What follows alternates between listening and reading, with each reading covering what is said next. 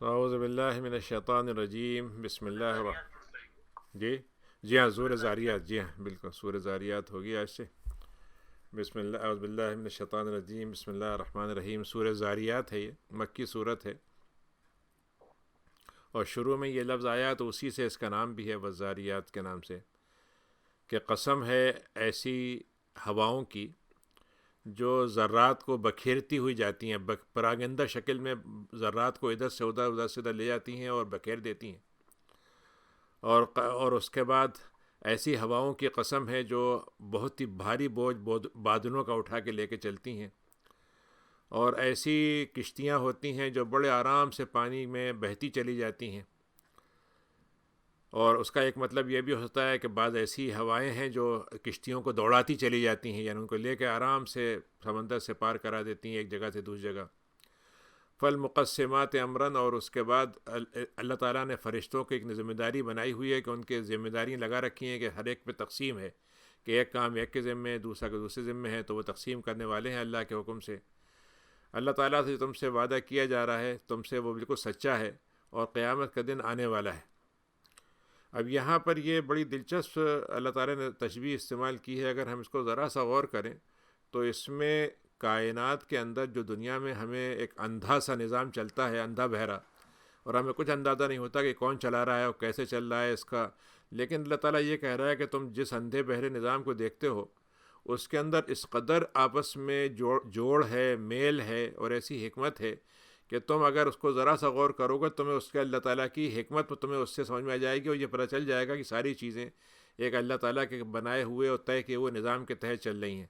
تو اب یہ دیکھیے ہوائیں ہیں، اب یہ ہوا لے کے آپ دیکھیے، ہم خود دیکھتے ہیں ہوا آئی، مثلا آپ نے دیکھا ہوگا جیسے سڑک پر آپ دیکھیں تو کچرا پڑا ہوا ادھر سے ادھر اڑا دیا، ریت میں آپ دیکھیں تو ریت کو ادھر سے ادھر کر دیا، مثلا اور چیزیں کر دیں۔ لیکن آپ یہ غور کیجئے کہ یہ ہوائیں جو ہیں، یہ جو پولینیشن ہوتا ہے کہ ایک ذرے کو دوسرے ذرے سے ملا دینا، ایک درخت کی چیزوں کو دوسری چیزوں سے کر دینا، پھر اس کے بعد یہ پودے ہوتے ہیں، پھل ہوتے ہیں، اور ان کے ساتھ دوسری چیزوں سے اڑتے ہوئے چیزیں آتی ہیں جن سے ان کا ایک قسم کا ملاپ ہو جاتا ہے اور وہ چیزیں برابر ہو جاتی ہیں۔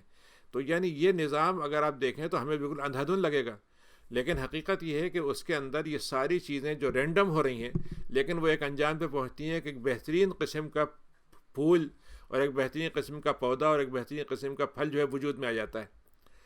تو اگر تم اس کو تم غور کرو، ظاہر ہے کہ سائنسی طور پر اگر اس کو دیکھا جائے تو یعنی یہ انسان جو ہمیشہ سے یہ کام نہیں دیکھ رہا تھا، آج تو بہت آسانی سے دیکھ رہا ہے، اور انسان یہ سارے کام نہیں کر رہا تھا، اب تو خیر کرنے لگا ہے، لیکن اس کے علاوہ جتنی چیزیں ہیں جو اس کے ذریعے سے ہوتی ہیں، یعنی آپ جنگل میں چلے جائیے تو جنگلوں کے اندر یہ بیٹ ہوتی ہے پرندوں کی، پرندے ایک جگہ سے دوسری جگہ چن کے کوئی چیز لے جاتے ہیں، ایک دانہ لے کے کہیں اور پھینک دیا، وہاں سے وہ پودے نکل آئے، اور پھر ان کے اندر مطلب یہ ہے کہ نئی نئی شکلیں بن گئیں۔ یہ کیسے ہوتا ہے یہ سب؟ اور پھر اس کے بعد یہ ہوائیں جو بہت ہلکی ہیں لیکن اتنے بھاری سمندر کو سے پانی جو اٹھتا ہے اس کو لے کے کہاں سے کہاں پہنچا دیتی ہیں۔ یعنی آپ غور کریں کہ اگر ہمیں ایک ڈول پانی لے کے آنا ہو، کہیں سے کندھے پہ رکھنا ہو تو کیا عالم ہوتا ہے، لیکن اس ہوا کو اللہ تعالیٰ نے کیا حیرت دے دی ہے۔ اب آج کے زمانے میں اگر آپ اس کو یوں کہیں کہ آپ یہ دیکھیے کہ دنیا میں انسان نے جہاز بنا لیا ہے، جہاز کی پوری ٹیکنالوجی انسان کی بنائی ہوئی، سب کچھ اس کی بنائی ہوئی ہے، لیکن آپ ذرا سا غور کیجئے کہ اس کے اندر سارا کھیل جو ہے ہوا کا ہے، یعنی وہ انجن جو ہوا کے ذریعے سے مطلب طاقت بناتے ہوئے ہوا سے اتنے کئی ٹن کا وزن جو ہے اٹھاتے ہوئے وہ لے کے چلا جاتا ہے اور جہاز اڑنے لگتا ہے، تو یہ سارا کھیل ہوا کا ہے۔ تو یہ ہوائیں کیسے اس صلاحیت کی پیداوار ہو گئیں، کیسے انہوں نے یہ صلاحیت پیدا کر لی، تم ذرا سا اس پہ غور کرو۔ اور پھر یہ دیکھو کس طریقے سے سمندر کے اندر بہتی ہوئی کشتیاں ہوتی ہیں جو کہاں سے چلتی ہیں، اگر آج کے زمانے میں چلی ہواؤں کا زور نہیں ہے، لیکن یہ کہ آپ اس کے باوجود بھی دیکھ لیجئے کہ جب موجیں جو ہیں موج در موج آتی ہیں تو بڑے بڑے مطلب یہ کہ بھاری بھرکم جو جہاز ہوتے ہیں وہ تک ہل جاتے ہیں، اور چھوٹے موٹوں کا تو کہنے کیا، وہ تو ڈوبنے لگتے ہیں۔ پھر اس کے بعد اس میں اللہ تعالیٰ نے اس کے بعد جوڑ کے اس کو بتایا کہ دیکھو یہ ساری چیزیں جو ہیں ہم نے ان کے اوپر فرشتے معمور کیے ہوئے ہیں، اور فرشتے کے کام ہے کوئی بادلوں کا نظام سنبھالے ہوئے ہے، کوئی ہواؤں کا نظام سنبھالے ہوئے ہے، اور کوئی مطلب یہ کہ بیجوں کے آپس میں ملاپ کا سہارا لیے ہوئے ہے۔ اور پھر یہ سب مقسمات میں ایک خاص بات یہ ہے کہ اگر ہر ایک کو آپ الگ الگ ذمہ داری دے دیں اور ایک دوسرے سے ان کا جوڑ نہ بیٹھے، اور ایک دوسرے سے اور آپس میں کام کا تقسیم جو ہے وہ ایک نتیجے پہ نہ پہنچائے تو وہی بیکار ہو جائے گی۔ تو اب اللہ تعالیٰ کہتا ہے یہ سارے فرشتوں کو ہم نے جو کام دیا ہوا ہے یہ سب کرنے کے بعد ایک تمہیں ایک انجام پہ لے کے جاتے ہیں، تو یہ پوری کائنات جو ہے اپنے پورے سسٹم کے ساتھ تمہارے لیے ایک پودا پیدا کرتی ہے، ایک بیج پیدا کرتی ہے، ایک مطلب تمہارے لیے ایک چیز پیدا کرتی ہے. تو ذرا تم اس پہ غور کرو تو اللہ تعالیٰ جس بات کی تمہیں قسم کھا رہا ہے اس سے تمہیں یہ اندازہ ہو جائے گا کہ کائنات خود نہیں چل رہی ہے، ایک بات. اور دوسری بات یہ کہ جب ایک بالکل بے جان سی جگہ ہوتی ہے، ایک پودا ایک بیج گرتا ہے وہاں پر کہیں سے، پھر پانی آتا ہے وہ اس کو وہ کر دیتا ہے، وہ اس کا بڑھ جاتا ہے اور وہ پودا جو ہے پنپ جاتا ہے. تو اللہ تعالیٰ اس کے بعد یہ کہتا ہے کہ دیکھو اس سے زندگی ما بعد الموت جو ہے، موت کے بعد کی زندگی کا ثابت ہوتا ہے کہ یہ زمین جیسے ہم نے زندہ کر دی ہے تو ایسے ہی ہم جو وعدہ کر رہے ہیں کہ دن آئے گا، یہ بالکل سچا وعدہ ہے. اور قیامت کا دن تو آنے والا ہی ہے، اس کو تو ضرور پیش آنا ہے. والسماء ذات الحبک، اور ذرا سا آسمان پہ غور کرو، اس کے اندر راستے بنے ہوئے ہیں. اب آج کے زمانے میں آپ راستوں کا ترجمہ کریں گے تو آپ یہ کہیں گے بھائی ان کے مطلب یہ کہ مختلف ملکی ویز ہیں، ان کے بیچ میں سے مختلف جگہوں سے گزرگاہ ہوتی ہے، ان کے آربٹ بنتے ہیں، ان کی کشش کے الگ الگ نظام ہیں. آپ کشش میں اپنے راکٹ کو ڈال دیتے ہیں، وہ اڑاتا ہوا لیتے چلا جاتا ہے، اور پھر اس کے بعد اس کے اندر ابھی تو ہم نے بہت تھوڑی سی چیزوں کو دریافت کیا ہے، تو اس کے بعد کا جو حصہ ہوگا وہ تو اور بڑا ہوگا. تو بہرحال اللہ تعالیٰ نے کہا کہ آسمان پہ جو زمین سے پہنچنے کے راستے ہیں، لیکن اصل مطلب یہ ہے کہ اللہ تعالیٰ یہ کہہ رہا ہے کہ دیکھو آسمان اور دنیا کا آپس میں کہاں سے جوڑ بیٹھتا ہے، کہیں جوڑ نہیں ہے، لیکن ہم نے زمین والوں کے لیے آسمان میں راستے بنا رکھے ہیں. انسان وہاں سے آیا ہے، انسان وہیں جائے گا، پھر اس کے بعد انسان کے لیے رزق وہاں سے آتا ہے، پھر اس کے لیے فرشتے وہاں سے آتے ہیں. تو ہم نے ایسا چینل بنایا ہوا ہے جو آسمان کو زمین سے جوڑنے والا ہے. لیکن یہ ساری باتیں سننے والے جو ہیں وہ جب ان سے یہ باتیں بتائی جاتی ہیں تو وہ اپنی باتیں کہنے لگتے ہیں، اپنے رائے دینے لگتے ہیں، اپنے اندازے لگانے لگتے ہیں، اور جتنی بھی باتیں کرتے ہیں اس میں کوئی آپس میں ملاپ نہیں ہوتا، ایک دوسرے سے الگ الگ باتیں کرتے ہیں. انکم لفی قول مختلف، بڑی مختلف باتیں تم کرتے ہو، کوئی ایک بات بھی تم صحیح اندازے کی نہیں، تمہارے سارے اندازے غلط ہو جاتے ہیں. اور اس میں مزیدار بات کیا کرتے ہو کہ اس میں اپنی طرف سے مطلب چیزیں بھی جوڑ دیتے ہو، یعنی کوئی حقیقت نہیں ہے، مائتھولوجی ہے، اس کو تم حقیقت بنا دیتے ہو. قتل الخراصون، تو ایسے لوگ جو اپنے اندازے لگاتے ہیں اور اندازے سے باتیں کرنا شروع کر دیتے ہیں، اور اللہ کے بارے میں، اللہ کی حکمتوں کے بارے میں اپنے اندازے سے جو باتیں کہتے ہیں اس کو فلسفہ بنا کے پیش کر دیتے ہیں، اس کو نظریے کا بنا کے پیش کر دیتے ہیں، بلکہ دین بنا کے پیش کرتے ہیں. تو اللہ تعالیٰ نے کہا کہ ایسے لوگ جو ہیں وہ اپنے غفلت میں جو ہیں بھٹکتے چلے جائیں گے، بھولے رہیں گے، اپنی اصل حقیقت اور اپنے اصل انجام سے بھولے رہتے ہیں اور اسی غفلت میں پڑے رہتے ہیں. تو ان سے یسألون ایان یوم الدین، تو ان باتوں سے ان کو پوچھا جاتا ہے ان سے کہ وہ جزا کا دن کب آئے گا. یوم ہمارے النار یفتنون، تو یہ وہ دن ہوگا جس میں آگ پر ان کو آزمایا جائے گا، ان کو آزمائش پیدا کی جائے گی ان کے لیے، اور ان سے کہا جائے گا یہ وہ تھی جس کو تم نے آزمائش میں تم اس کے پڑھے تھے اور تم اس میں فیل ہو گئے تھے اور اس کی تم جلد بازی مچاتے تھے. اللہ تعالیٰ نے پھر متقین کا تذکرہ کیا کہ متقین نے دنیا میں رہتے ہوئے ان ساری باتوں کو مان لیا تھا اور اللہ کے ساتھ انہوں نے وہ تعلق بنا لیا تھا، جبکہ اللہ کو نہ تو دیکھ رہے تھے، نہ جنت کو دیکھا تھا انہوں نے، نہ قیامت کو دیکھا تھا، لیکن اللہ کو بغیر دیکھے ہوئے تقوی کا رنگ انہوں نے اختیار کیا. تو اس کے نتیجے میں ان کو جنت میں اور چشموں والی زکا دی جائے گی، ہمیشہ رہیں گے جو اللہ نے ان کو دیا ہے. اور وہ تو دنیا میں اپنی زندگی انہوں نے بڑے اللہ کے ساتھ بھلے انداز میں گزاری تھی، اچھے سے اچھے انداز میں گزاری تھی، دین کے ساتھ، عبادت کے ساتھ، اللہ کی خدمت کے ساتھ. اور ان کا تو معاملہ یہ تھا کہ یہ رات میں بھی اللہ کے لیے کھڑے ہو جایا کرتے تھے، سوتے تھے لیکن سونے میں بھی ان کو مزہ نہیں آتا تھا، تھوڑی دیر کے لیے اللہ کی پھر عبادت کر لیتے، عشاء کی نماز پڑھ لی، فجر کی نماز پڑھ لی. حدیث شریف میں آتا ہے جس نے دونوں نمازیں پڑھ لیں گویا پوری رات اس نے عبادت میں گزار دی. اب اس کے بعد مزید اس کو موقع مل گیا تو اور بھی کیا کہنے. وبالاسحار هم یستغفرون، اور جب سحر کا وقت ہوتا ہے، جب سورج ابھی نکلا نہیں ہے، ہلکی سی روشنی آنا شروع ہوئی ہے، اس وقت ان کے تازہ دم ہوتے ہیں تو اللہ تعالیٰ سے اس وقت بھی مغفرت کرتے ہیں، جبکہ رات میں انہوں نے کوئی گناہ نہیں کیا. ظاہر ہے کہ ایک آدمی جو رات بھر اگر گناہ میں پڑا رہے گا تو اس کی سحری کیا ہوگی اور اس کا سحور کیا ہوگا اور اس کی وہ فجر کیا ہوگی. لیکن یہ تو وہ ہیں جو رات کو بھی عبادت میں گزارتے ہیں یا سو کر گزارتے ہیں تاکہ سونے میں بھی گناہ نہیں کرتے پھر ہو گیا، لیکن پھر بھی وہ مغفرت سے آغاز کرتے ہیں کہ پتہ نہیں ہم سے کوئی جانے انجانے کوئی بات ہو گئی ہو. اور ان کے مال جو ہوتے ہیں جو اللہ تعالیٰ ان کو دیتا ہے، جو ان کے مال بن گئے ہیں، لیکن اس میں مانگنے والوں کے لیے اس میں حق ہوتا ہے، اور جن کو نہیں ملا ہے ان کو دیتے ہیں یہ. اور دیکھو نشانیاں ہیں ہم نے رکھی ہیں زمین کے اندر، یقین کرنے والوں کے لیے بڑی نشانیاں ہیں، اور تمہارے اندر نشانیاں ہیں. کیا تم اس بات پہ غور نہیں کرتے؟ اب بھی تم اس پہ نگاہ نہیں دوڑاتے؟ وفی السماء رزقکم، اور تم تو رزق کی بات کرتے ہو، ہم نے تمہارے لیے آسمان سے رزق کا انتظام کیا ہے.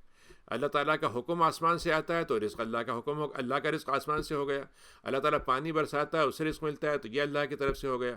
اور یہ بھی ہوتا ہے کہ اللہ تعالیٰ کی طرف سے جو رزق کی سامان کا جو آغاز ہے وہ وہیں سے ہوا ہو، پھر یہاں پر باقاعدہ وہ پنپ گئے، وہ چیزیں پیدا ہونے لگیں، اس کے سورسز یہاں بنا دیے گئے. تو آسمان والے نے آپ کو رزق دیا ہے یا آسمان سے وہ رزق آیا، دونوں صورتیں میں. اور تم سے تو اور بھی بہت سے ہم نے وعدے کر رکھے ہیں، اور بھی کتنے ہم نے تم سے وعدہ کیے ہیں. فَوَرَبِّ السَّمَاءِ وَالْأَرْضِ، تو رب اس رب کی قسم جو آسمان و زمین کا رب ہے. یہ ساری باتیں تم حق، بالکل حق ہیں. اب اس میں آپ دیکھیے کتنی خوبصورت اللہ نے بات کہی ہے. یہ ساری باتیں ایسے حق ہیں جیسے تم بولتے ہو. ذرا سا آپ غور کیجئے، یہ بولنا جو ہے ہمارے لیے کوئی مسئلہ ہی نہیں. آپ سوچیے ایک بچہ اگر ایسا پیدا ہو جائے کہ نہیں بولتا تو کیا عالم ہوتا ہے. آپ دنیا کی ساری ٹیکنالوجی استعمال کر لیجیے، مسئلہ ہو جائے گا اس کے لیے. اور انسان جب بولتا ہے تو کیا ہوتا ہے بھائی، اس کے کچھ ہونٹ میں سے آواز نکلتی ہے، کچھ ہوا بنتی ہے، کچھ زبان اس میں شامل ہوتی ہے، کچھ دانتوں سے نکلتا ہے، اور اس سے ایک بامعنی جملہ نکل آتا ہے. یعنی اگر آپ دیکھیں تو مطلب فرض کیجئے کہ آپ ایک کھلونا بنائیں اور اس کے اندر یہ ساری چیزیں ڈال دیں، اس میں تو طرح طرح کی بھانت بھانت کی آوازیں نکلیں گی لیکن کوئی معنی نہیں ہوں گے. تو اللہ تعالیٰ کہہ رہا ہے تم ذرا سا اس پہ تو غور کرو کہ یہ تمہارے اندر سے جو نطق کرنے کی، یعنی بولنا اور بولنے کو بامعنی بنانا، یہ کہاں سے تمہارے اندر پیدا ہو گیا. تو اگر تم اس بات کو تم سمجھ لو گے تو تمہیں خود یقین ہو جائے گا کہ جس اللہ نے تمہارے اندر یہ چیزیں رکھی ہیں، وہ اس کا مطلب یہ ہے کہ وہ تو جانوروں کو، پتھروں کو، ساری چیزوں کو بلوا دے گا. جو نہیں بولتی ہیں وہ بھی بولنے لگیں گی. اور تمہارا جب بولنا تمہاری سمجھ میں آ گیا تو تمہیں سمجھ میں بھی آ گیا کہ بولنے کے ساتھ مقصد جڑ جائے گا کہ کیا بولنا چاہیے، اس بولنے سے ہمیں فائدہ کیا اٹھانا چاہیے، اس سے ہمارا انجام کیسے بنانا چاہیے. ساری باتیں اس سے جڑ جائیں گی. ورنہ کہنے کو تو بات ہر آدمی کر رہا ہے، لیکن بامعنی بات کو تم الگ سمجھتے ہو، بے معنی کو الگ سمجھتے ہو. ایک مطلب یہ کہ لہو لعب کی بات کو الگ سمجھتے ہو اور سنجیدہ بات کو الگ سمجھتے ہو. تو ایک ہی زبان ہے، ایک ہی بات نکل رہی ہے، لیکن ایک آدمی سے اس سے شعر نکل رہا ہے، دوسرے سے اس سے ادب نکل رہا ہے، تیسرے سے سائنس نکل رہی ہے، چوتھے سے مطلب اس میں فلسفے کی نکل رہی ہے، پانچویں سے اس کے دین کی بات نکل رہی ہے. تو یہ سارا نطق کہاں سے آ رہا ہے یہ سب؟ حل عطا کا حدیث. اللہ تعالیٰ یعنی آپ دیکھیے کہ ان آیتوں کو جب پیش کرتا ہے تو جیسے ایک سوالیہ نشان بنا دیتا ہے، اور سوالیہ نشان کے بعد آدھا جواب تو دیتا ہے لیکن آدھا جواب ہمارے پر چھوڑ دیتا ہے. تو اگر ہم اپنے باتوں کو سمجھنا چاہیں تو اس کے ذریعے سے ہم یہ بات، آخری بات یہ کہیں گے کہ بالکل اللہ میاں آپ برحق ہیں کہ آپ نے یہ جو صلاحیت دی ہے یہ آپ کی دی ہوئی ہے، جس کی وجہ سے یہ سارے نطق کے لاکھوں طریقے انسان کے اندر پیدا ہو گئے، لاکھوں زبانیں بن گئیں، لاکھوں مطلب نطق ہو گئے، اور نطق کے ہزاروں روز انسان جو ہے وہ نطق کے اندر سے، اس کے اندر جانے کیا کیا چیزیں زبان سے نکلتی رہتی ہیں. حل عطا کا حدیث ضیف ابراہیم المکرمین، کیا تمہارے پاس ان کا وہ بڑے معزز مہمان آئے تھے ابراہیم کے بعد، تمہیں ان کے بارے میں خبر ملی تھی؟ ہم تمہیں بتا دیتے ہیں. وہ سب ان کے پاس آئے اور ان سے کہا کہ آپ پہ سلامتی ہو، تو انہوں نے کہا تم پہ سلامتی ہو. لیکن وہ کچھ پہچانے ہوئے لوگ نہیں لگ رہے تھے. لیکن بہرحال انہوں نے سوچا کہ مہمان ہے، تو وہ اپنے گھر میں گئے، گھر والوں کے پاس بتایا کہ بھائی ایک مہمان آئے، ذرا تیاری کر لو. اور ایک تازہ بچڑا تھا، اس کو فوراً ذبح کیا، اس کو لا کے گوشت دے دیا، بیوی نے ان کے تیار کیا.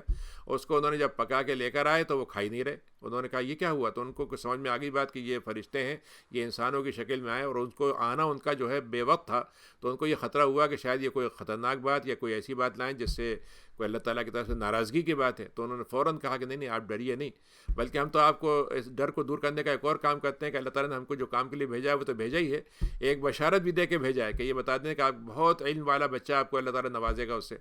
تو وہ ان کی بیوی وہاں کھڑی ہوئی تھی پاس ساتھ میں، اور وہ مطلب یہ ہے کہ حیرت سے دیکھ رہی تھی ان کو، مہمانوں کو دیکھ رہی تھی کہ یہ کچھ کھا بھی نہیں رہے ہیں اور بڑے عجیب سے لوگ لگ رہے ہیں، کچھ عجیب سا. تو بڑا غور سے دیکھ رہی تھی دور سے کھڑی ہوئی. جب انہوں نے یہ بات سنی تو ان کا تو چہرہ جو تھا وہ تو ایک دم ان کو قہقہ نکل گیا. انہوں نے اپنے چہرے پہ ہاتھ مارا اور حیرت سے انہوں نے کہا کہ اپنے چہرے پہ ہاتھ مارتے ہوئے کہا کہ ایک بوڑھی عورت جو بچے پیدا ہی نہیں کر سکتی، اس سے ہی بچے پیدا کرنے کی باتیں تم نے کہاں سے نکال لی؟ تو انہوں نے، فرشتوں نے کہا کہ اے محترمہ، اے سارہ، آپ کو نہیں معلوم کہ آپ کے ساتھ اللہ تعالیٰ نے کیا کیا انعامات کیے ہیں؟ قالوا کذالک، تو ایسے ہی ہونا ہے، یہ آپ کے رب کی طرف سے ہے. اللہ تعالیٰ بڑی حکمت والا، بڑے علم والا ہے.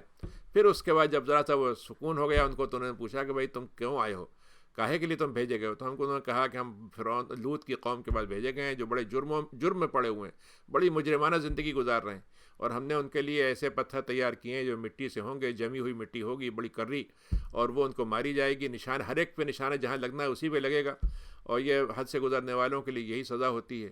تو ہم نے وہاں سے اس سے پہلے، یہ سزا سے پہلے، اس میں سے مسلمانوں کو نکال دیا.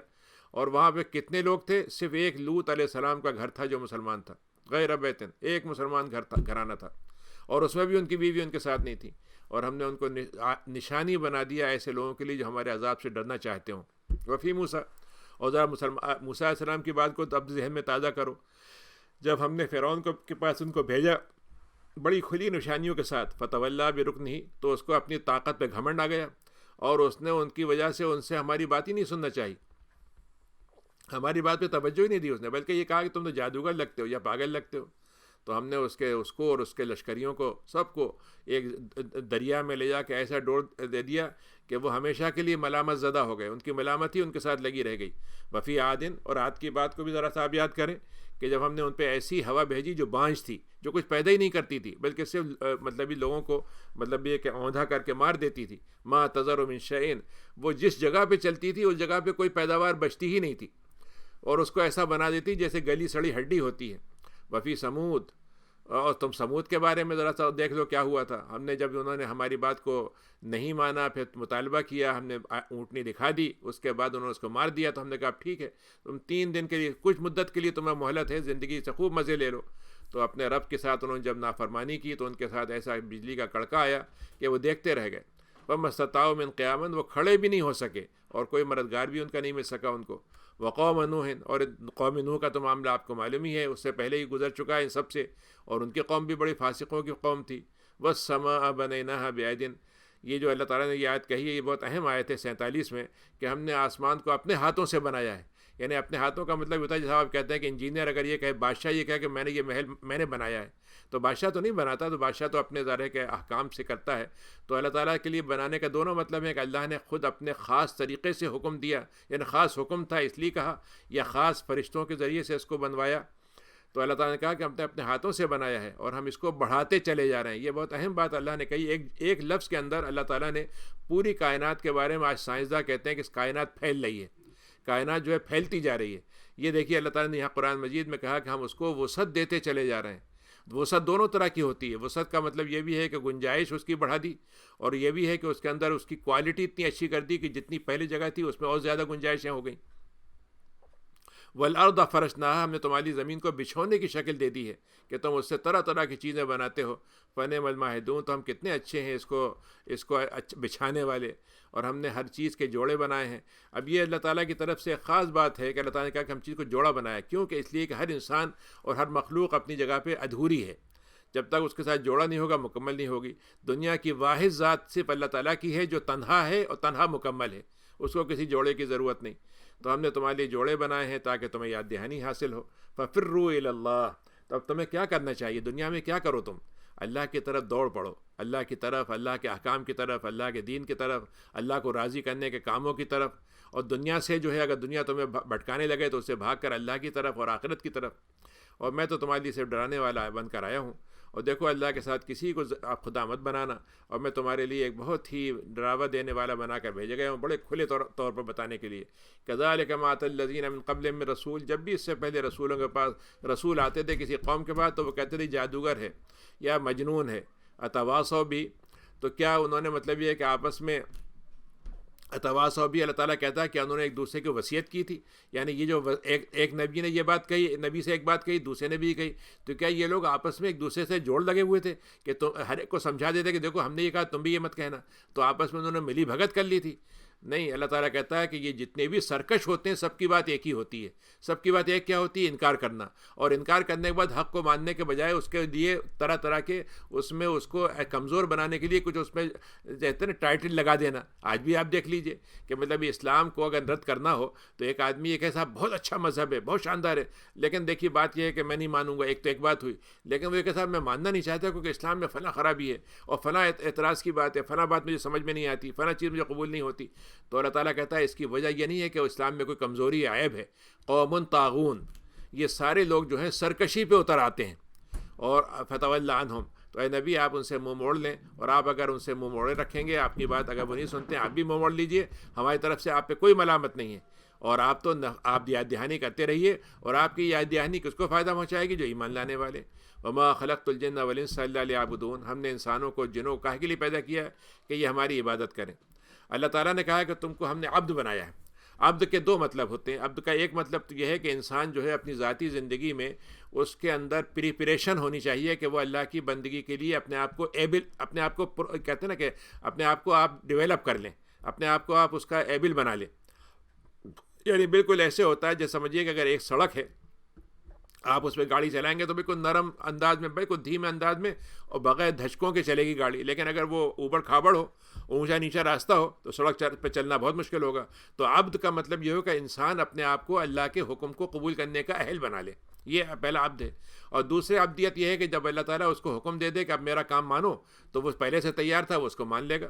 اب اس پہ اگر یہ کہا جائے کہ اس پہ یہ گاڑی چلے گی، وہ گاڑی چلنے لگے گی، اس کے ساتھ فلاں والی گاڑی چلے گی، وہ بھی چلنے لگے گی. تو عبدیت جو ہے وہ بنیادی طور پر انسان کی 24 گھنٹے کی صفت ہے. خرچے اس کے اظہار کبھی کبھی ہوتا ہے. نماز ہوئی تو عبدیت آ گئی، آپ نے روزہ رکھا تو عبدیت آ گئی، آپ نے اللہ کی راہ میں خرچ کیا تو عبدیت آ گئی. لیکن اگر فرض کیجیے ایک آدمی ہے، وہ انسان ہے، تو جب انسان بول رہا ہے تو یہ نہیں کہیں گے کہ صاحب اب اس کو بولنا سیکھا اس نے. بولنے کا صفت تو پہلے سے موجود تھی، انسان تو موجود تھا، لیکن اس کی انسانیت کا اظہار الگ الگ ہوں گے. تو عبدیت کے اظہار کم ہو سکتے ہیں، لیکن خود عبدیت جو ہے 24 گھنٹے کی چیز ہوگی. اور اسی لیے اللہ تعالیٰ کے ساتھ ہمارے جو احکام ہیں وہ دو طرح کے ہیں. ایک تو وہ ہیں جس کو اللہ تعالیٰ نے خود بتا دیا ہے کہ تمہیں میری ایسے عبادت کرنی ہے، اور دوسرا جو ہماری عام زندگی ہے، جس کو کھانا پینا، رہنا سونا، خاندانی زندگی گزارنا، اس کو ہم اللہ کے حکم مطابق کریں گے تو یہ بھی عبدیت میں آ جائیں گی. اللہ تعالیٰ نے بڑی خوبصورت بات کہی ہے کہ ہم تم سے رزق مانگتے ہی نہیں، ہم تو مانگتے ہی نہیں. تم بتوں کے پاس چلے جاؤ، تم سے بھگوان جتنے وہ چڑھاوا مانگتے ہیں وہ کہتے ہیں دیتے چلے جاؤ. یعنی ان کے پاس پیسے جمع ہو گئے ہیں، کوئی کھانے والا نہیں ہے، کھلانے والا نہیں ہے، ان کے پاس جمع ہے. اللہ تعالیٰ کہتا ہے میں تمہیں کھلاتا ہوں، میں تم سے میں یہ بھی نہیں کہتا مجھے کھانا دو، میں تو خود تمہیں رزق دینے والا ہوں. اور میرے پاس بڑی مضبوط میرے پاس تدبیر ہوتی ہے. میری قوت کا کوئی مطلب یہ کہ اس میں کسی قسم کی کسی جیسے کہ کمزوری اور کسی قسم کا مطلب یہ کوئی اس میں بیچ میں گیپ آ جائے، ایسا نہیں ہے. لیکن جو لوگ ظلم کرتے ہیں اور ان کے ساتھ جو اس کے بعد گناہ پہ گناہ کرتے چلے جاتے ہیں تو کیا ہوگا کہ وہ اس سے پہلے بھی ان لوگوں نے گناہ کیے تو جو جہنم والے تھے. فلا تستعجلون، تو ان کو بڑا جلدی نہیں کرنا چاہیے. یعنی انہوں نے ظلم کرنے کے لیے اپنے پیمانے بنا رکھے ہیں، لیکن ہم نے بھی عذاب کے پیمانے ان کے لیے بنا رکھے ہیں. اس میں بس جلدی نہ مچائیں، وہ آ جائے گا اپنے وقت میں. فویل للذین کفروا، تو جنہوں نے کفر کیا ہے ان کے لیے اس دن کا آنا ان کے لیے بڑا تباہی کا باعث ہوگا جس کا ان سے وعدہ کیا جا رہا ہے. اس کے بعد یہ سورہ طور ہے. طور پہاڑ ہے جہاں پر موسیٰ علیہ السلام کو اللہ تعالیٰ نے کتاب تورات دی تھی. تو اس کی قسم اللہ کہی کہ والطور، اس طور کی قسم، طور سینا کی قسم، وہ کتاب مستور، اور وہ کتاب جو سطر در سطر لکھی ہوئی ہے، لائن در لائن لکھی ہوئی کتاب ہے، جو حضرت موسیٰ علیہ السلام کو باقاعدہ لکھی ہوئی کتاب دی گئی تھی، ایک ساتھ دی گئی تھی. فی رق منشور، رق جو ہوتا ہے یہ جو ہوتی ہے مطلب یہ کہ انسان جانور جو ہوتے ہیں اس کے اوپر جو کھال ہوتی جھلی، اس کے اوپر پہلے زمانے میں لکھا جاتا تھا. اور اس کو مطلب آپ لپیٹ بھی لیجئے اور چاہیے تو اسے کھول لیجئے، کھول کے پڑھنے لگیے. تو اللہ تعالیٰ کہہ رہا ہے کہ وہ اس میں جھلی میں لکھے ہوئے چیزیں ہیں جو پھیلائی جاتی ہیں. اور پھر وہ بیت معمور ہے. وہ بیت معمور وہ ہے جو اللہ تعالیٰ کے فرشتے ہیں، جہاں پر آپ کے اللہ تعالیٰ کے پاس فرشتے ایسے آتے ہیں، ایک دفعہ آتے ہیں دوسری دفعہ وہ آتے ہی نہیں، ہمیشہ ہر دن جو فرشتے آتے ہیں وہ دوسرے ہوتے ہیں. وہ معمور اس لیے ہے کہ اس سے فرشتوں سے بھرا رہتا ہے. والسقف المرفوع، اور یہ آسمان ہے جو اس کی چھت بہت بلند ہے. والبحر المسجور، اور یہ سمندر ہے جو تم کو پانی دکھ رہا ہے لیکن اندر سے یہ جو ہے نیچے اس کے آگ بھڑک رہی ہے. دونوں مطلب اس کے ہیں کہ دریا جوش مارتا ہے، لیکن ایک مطلب یہ بھی ہے کہ اس کے نیچے آگ ہے. ان عذاب ربک لواقع، ان ساری باتوں کو مثال دے کر رہتا ہے، کہتا ہے کہ ان سب کو نشانیاں بنا کر ہم بتا رہے ہیں کہ ان کی قسم کھا کے کہتے ہیں کہ عذاب جو ہے واقع ہونے والا ہے، اس کو کوئی روکنے والا نہیں ہوگا. یوم تمور السماء مورا، اس دن آسمان تھر تھراتا ہوگا. مطلب یہ ایسی لرزش کے عالم ہوگا، ایسا لرزے کا عالم ہوگا، زلزلے کی کیفیت ہوگی کہ آسمان جیسی چیز جو اتنی ٹھہری ہوئی ہے وہ بھی ہل رہی ہوگی. اور پہاڑ جو ہیں وہ ایسے چل رہے ہوں گے جیسے کہ مطلب ہوائیں چلتی ہیں. تو اس دن جھٹلانے والوں کا دن وہ دن بہت برا ہوگا، جو ہماری باتوں میں طرح طرح کے مسخرے پن کے ساتھ، لطیفوں کے ساتھ اور ایسی اٹکھیلیوں کے ساتھ ہماری باتوں میں شریک، ہماری نشانیوں کو مذاق بنا لیتے تھے. یوم یدعون الی النار، ان کو آگ کی طرف بلایا جائے گا اور ٹھیک ٹھاک ان کو بلایا جائے گا، بڑے زوردار، یعنی وہ آئیں نہ آئیں، ان کو بالکل دھکے دے کر ان کی طرف دھکے دے کر ان کو دھکیلا جائے گا. یہ وہ آگ ہے جس سے تم بچا کرتے جھٹلایا کرتے تھے. افسحر ھذا، کیا خیال ہے اب یہ جادو لگ رہا ہے تمہیں؟ اب تمہیں اس میں دیکھ نہیں رہے کہ کیا چیزیں ہو رہی ہیں؟ یہ حقیقت ہے، جادو ہے. آنکھیں تمہاری چوندھیا گئی ہیں یا تمہاری آنکھوں کے سامنے کوئی وہ آ گیا ہے؟ اب تمہیں پتہ چلے گا کہ تم جو دیکھ رہے ہو وہ حقیقت ہے. اصلوہا فاصبروا، اب اس میں تم چلو یا نہ چلو، داخل ہو یا نہ ڈرو، اس کو صبر کے ساتھ جھیلو یا نہ جھیلو، سواء علیکم، سب برابر ہے. اور یہ تمہارے عمل کا بدلہ ہے جو تم کو دیا جاتا ہے. اس کے مقابلے متقین ہیں جو جنتوں میں ہوں گے، نعمتوں میں ہوں گے، وہاں پہ پھلوں سے بڑے مزے لے کے، لطف لے کے، اور اس کے کہتے ہیں نا زبان کے چٹخارے کے ساتھ ان کے مزے لے رہے ہوں گے جو اللہ کی طرف سے ان کو ملا ہوگا. اور ان کو اللہ تعالیٰ جہنم کے عذاب سے بچا لے گا. اور ان سے کہا جائے کہ تم کھاؤ پیو بڑے مزے کے ساتھ. ہنیان کا مطلب یہ تمہارے لیے کھانا نہ ڈکار آئے گی، سب ختم ہو جائے گا، نہ اس میں کوئی مطلب تمہیں بد ہضمی ہوگی، نہ اس کی وجہ سے کوئی اور مسائل ہوں گے، بل بہت ہی تمہیں رچا بسا کھانا تمہیں دیا جائے گا. تمہارے عمل کے بدلے میں۔ متکئین، وہ اپنے تختوں پہ اور بڑے بڑے عالی شان ان کے گاؤ تکیے لگے ہوں گے، اس میں بچھے ہوں گے، بچھونے ہوں گے، سب در سب لگے ہوں گے، اور اس پہ ٹیگ لگائے بیٹھے ہوں گے، اور ہم ان کو ان کے چشم بڑی آنکھوں والی حوروں سے ان کی شادی کرائیں گے۔ اور پھر اللہ نے اس میں یہاں کہا کہ وہ لوگ جو ایمان لاتے ہیں اور اس کے بعد ان کی ذریت بھی ایمان لے آتی ہے، ایمان کے ساتھ ان کے ساتھ جڑی رہتی ہے، تو ہم ان کی ذریت کو ان کے ساتھ جو ہے جوڑ دیں گے جنت میں، قیامت کے بعد جنت میں جوڑ دیں گے۔ اور ہم یہ نہیں کریں گے کہ جس کا عمل تھوڑا ہو تو بڑے والے عمل کو نیچے والے کو لے کر آئیں، یعنی ایک اچھے عمل والا ایک برے عمل والا، کم عمل والا ہے تو ہم کم عمل والے کو اوپر لے جائیں گے، اوپر والے کو نیچے نہیں لائیں گے۔ حالانکہ ہر ایک کا عمل جو ہے اس کو اپنا فائدہ اس سے اپنے عمل سے ہی ہوگا، لیکن رشتہ داری کی وجہ سے اللہ تعالیٰ کہہ رہا ہے کہ ایمان والوں کی رشتہ داری کا یہ ہے کہ جب وہ ایمان کے ساتھ اپنا عمل کر کے ایمان کے ساتھ جنت کے مستحق ہو جائیں گے تو ان کو رشتہ داری کی وجہ سے ہم کو جو ان میں سے جو خاندان کا سب سے اونچے مقام والا ہوگا ہم سب کو اس اونچے مقام پہ ڈال دیں گے۔ وَأَمْدَدْنَاهُمْ بِفَاكِهَةٍ، اور ہم ان کو فاکہات پھلوں سے کی روزانہ ان کی سپلائی جاری رہے گی، اور ایسا گوشت جس کو وہ بہت پسند کریں گے، اور ان کے ساتھ آپس میں چھینا جھپٹی ہوگی۔ چھینا جھپٹی یعنی برے معنی میں نہیں، بلکہ یہ کہ وہ 10 قسم کے آئے ہوئے ہیں تو آپ ان کے کون سا پسند کریں، کون سا والا اچھا ہے، اچھا ٹھیک ہے سب کچھ چکھ دیکھ لیتے ہیں، تو ایک دوسرے سے مطلب یہ کہ آپس میں وہ رہو گے، تم اپنا دکھانا کیسا ہے، وہ اپنا دکھانا۔ لا لغو فیہا، اس میں کوئی لغو کی بات نہیں ہوگی اور کوئی گناہ کی بات نہیں ہوگی۔ اور ان کے لیے ہم نے کم عمر بچے رکھے ہوں گے جو ان کے اوپر چکر لگاتے ہوں گے، گردش کا لگاتے رہتے ہوں گے، ان کے پاس آ رہے ہیں جا رہے ہیں ان کے پاس، اور وہ ان کی شکلیں ایسی ہوں گی جیسے کہ بالکل ایسا جو ہے مطلب یہ کہ موتی جس کے اندر سے تو مطلب یہ کہ اس کے اندر تک کی بات کو تم دیکھ لو، اور اس کو ان کو موتی کی شکل ان کی اتنے خوبصورت ہوں گے کہ پوری مطلب یہ کہ جیسے کہتے ہیں اوپر اور اندر اور ہر چیز جو ہے ان کی روشن ہوگی۔ وَأَقْبَلَ بَعْضُهُمْ عَلَىٰ بَعْضٍ، اس وقت ایک دوسرے سے لوگ متوجہ ہو کے بات کریں گے اور سوال کریں گے، آپس میں پوچھیں گے بھائی تمہارے ساتھ کیا ہوا تھا، تم کیسے بچ کے رہے، تمہارا کیسے اللہ نے بچاؤ کر لیا، تو وہ کہیں گے بھائی بات یہ سب ایک بات کہیں گے کہ ہم نے جتنے بھی کام کیے تھے اس کے باوجود ہم اللہ سے خوف میں تو تھے، ہمیں یہ تو تھا کہیں ایسا نہ ہو جائے کہ ہمارے اعمال رد ہو جائیں، کہیں ایسا نہ ہو جائے ہماری کوئی غلطی پکڑ لی جائے اور اس کا بڑا حساب دینا پڑ جائے، لیکن اللہ نے ہم پہ بڑا احسان کیا اور ہم کو ایک بہت ہی گرم لو کی طرح چلنے والی ہوا سے اور اس کے عذاب سے بچا لیا، اور ہم تو اس کو پکارا کرتے تھے۔ ہم بہرحال یہ بات طے تھی کہ ہم اس سے قبل اللہ کو پکارتے تھے، ہم نے دنیا میں اس کو چھوڑا نہیں تھا، اور وہ تو ہمارے ساتھ بہت ہی احسان کرنے والا، بڑا رحم کرنے والا ہے۔ فذکر، اے نبی آپ اپنے آپ کو ان کی باتوں سے ذرا سے متاثر نہ ہو، آپ تو اپنے آپ کو دہانی کر دیں، آپ اپنے آپ کو خود نصیحت کریں اور آپ دوسروں کو نصیحت کریں، اور آپ تو اللہ کی نعمت سے نہ تو کاہن ہیں نہ مجنون ہیں۔ کاہن کیا ہوتے ہیں؟ ایک اندازہ لگا کے ایک بات کہہ دی مستقبل کے بارے میں، ایک آدھ بات ایک جو ہے اٹکل میں ایک آدھ بات صحیح نکل گئی، 10 باتیں غلط ہو گئیں، اور اس کے بعد کوئی وحی نہیں آتی۔ اچھا پھر کاہن جو ہوتا ہے کوئی خدا کی طرف جوڑنے والا نہیں ہوتا، وہ تو بس ایک ایسی مطلب یہ کہ ایک کھیل کرتا ہے مستقبل کے بتانے کا۔ مجنون ہے وہ تو اس کی بات سمجھداری کی ہو ہی نہیں سکتی، پھر وہ یہ کہتے ہیں کہ یہ تو شاعر ہے، اور ہمارا خیال یہ، وہ کہتے ہیں صاحب ہمارا خیال یہ ہے کہ یہ طرح سے ابھی چل رہے ہیں، ان کے ساتھ مصیبت نہیں آئی ہے، لیکن ہمارے خدا جو ہے نا ان کو کسی وقت پکڑیں گے تو ان کا سارا مطلب یہ ہے کہ سارا ان کا چکر جو ہے نا، ان کا ساری چیزیں ان کے خلاف ہو جائیں گی، اور ہم تو متضر ہیں کب ان پر زمانے کے حادثات ان کے اوپر ٹوٹ پڑیں۔ تو اللہ تعالیٰ آپ سے فرماتا ہے کہ آپ ان سے یہ کہہ دیں کہ ٹھیک ہے انتظار کرتے رہو تم، اور میں بھی انتظار کر رہا ہوں۔ ام تامرہم احلامہم بہذا، اللہ تعالیٰ کہتا ہے یہ تمہارے جو عقل مند لوگ ہیں انہوں نے تم کو یہ باتیں سکھائی ہیں، یعنی تمہارے عقل مند اتنے گئے گزرے ہیں کہ تم کو ایسی باتیں سکھاتے ہیں؟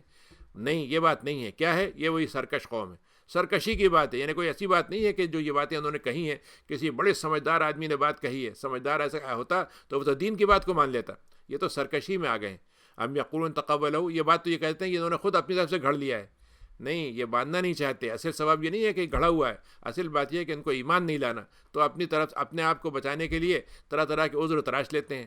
فلیاتوا بحدیث مثلی، اگر مطلب یہ ہے کہ ان کو یہ خیال ہے، یہ بات ہے کہ مطلب یہ ہے کہ یہ انسانوں نے خود تراشا ہے، نبی کریم نے بنایا ہے، تو ایسی گفتگو جو ہے وہ لے کے آ جائیں۔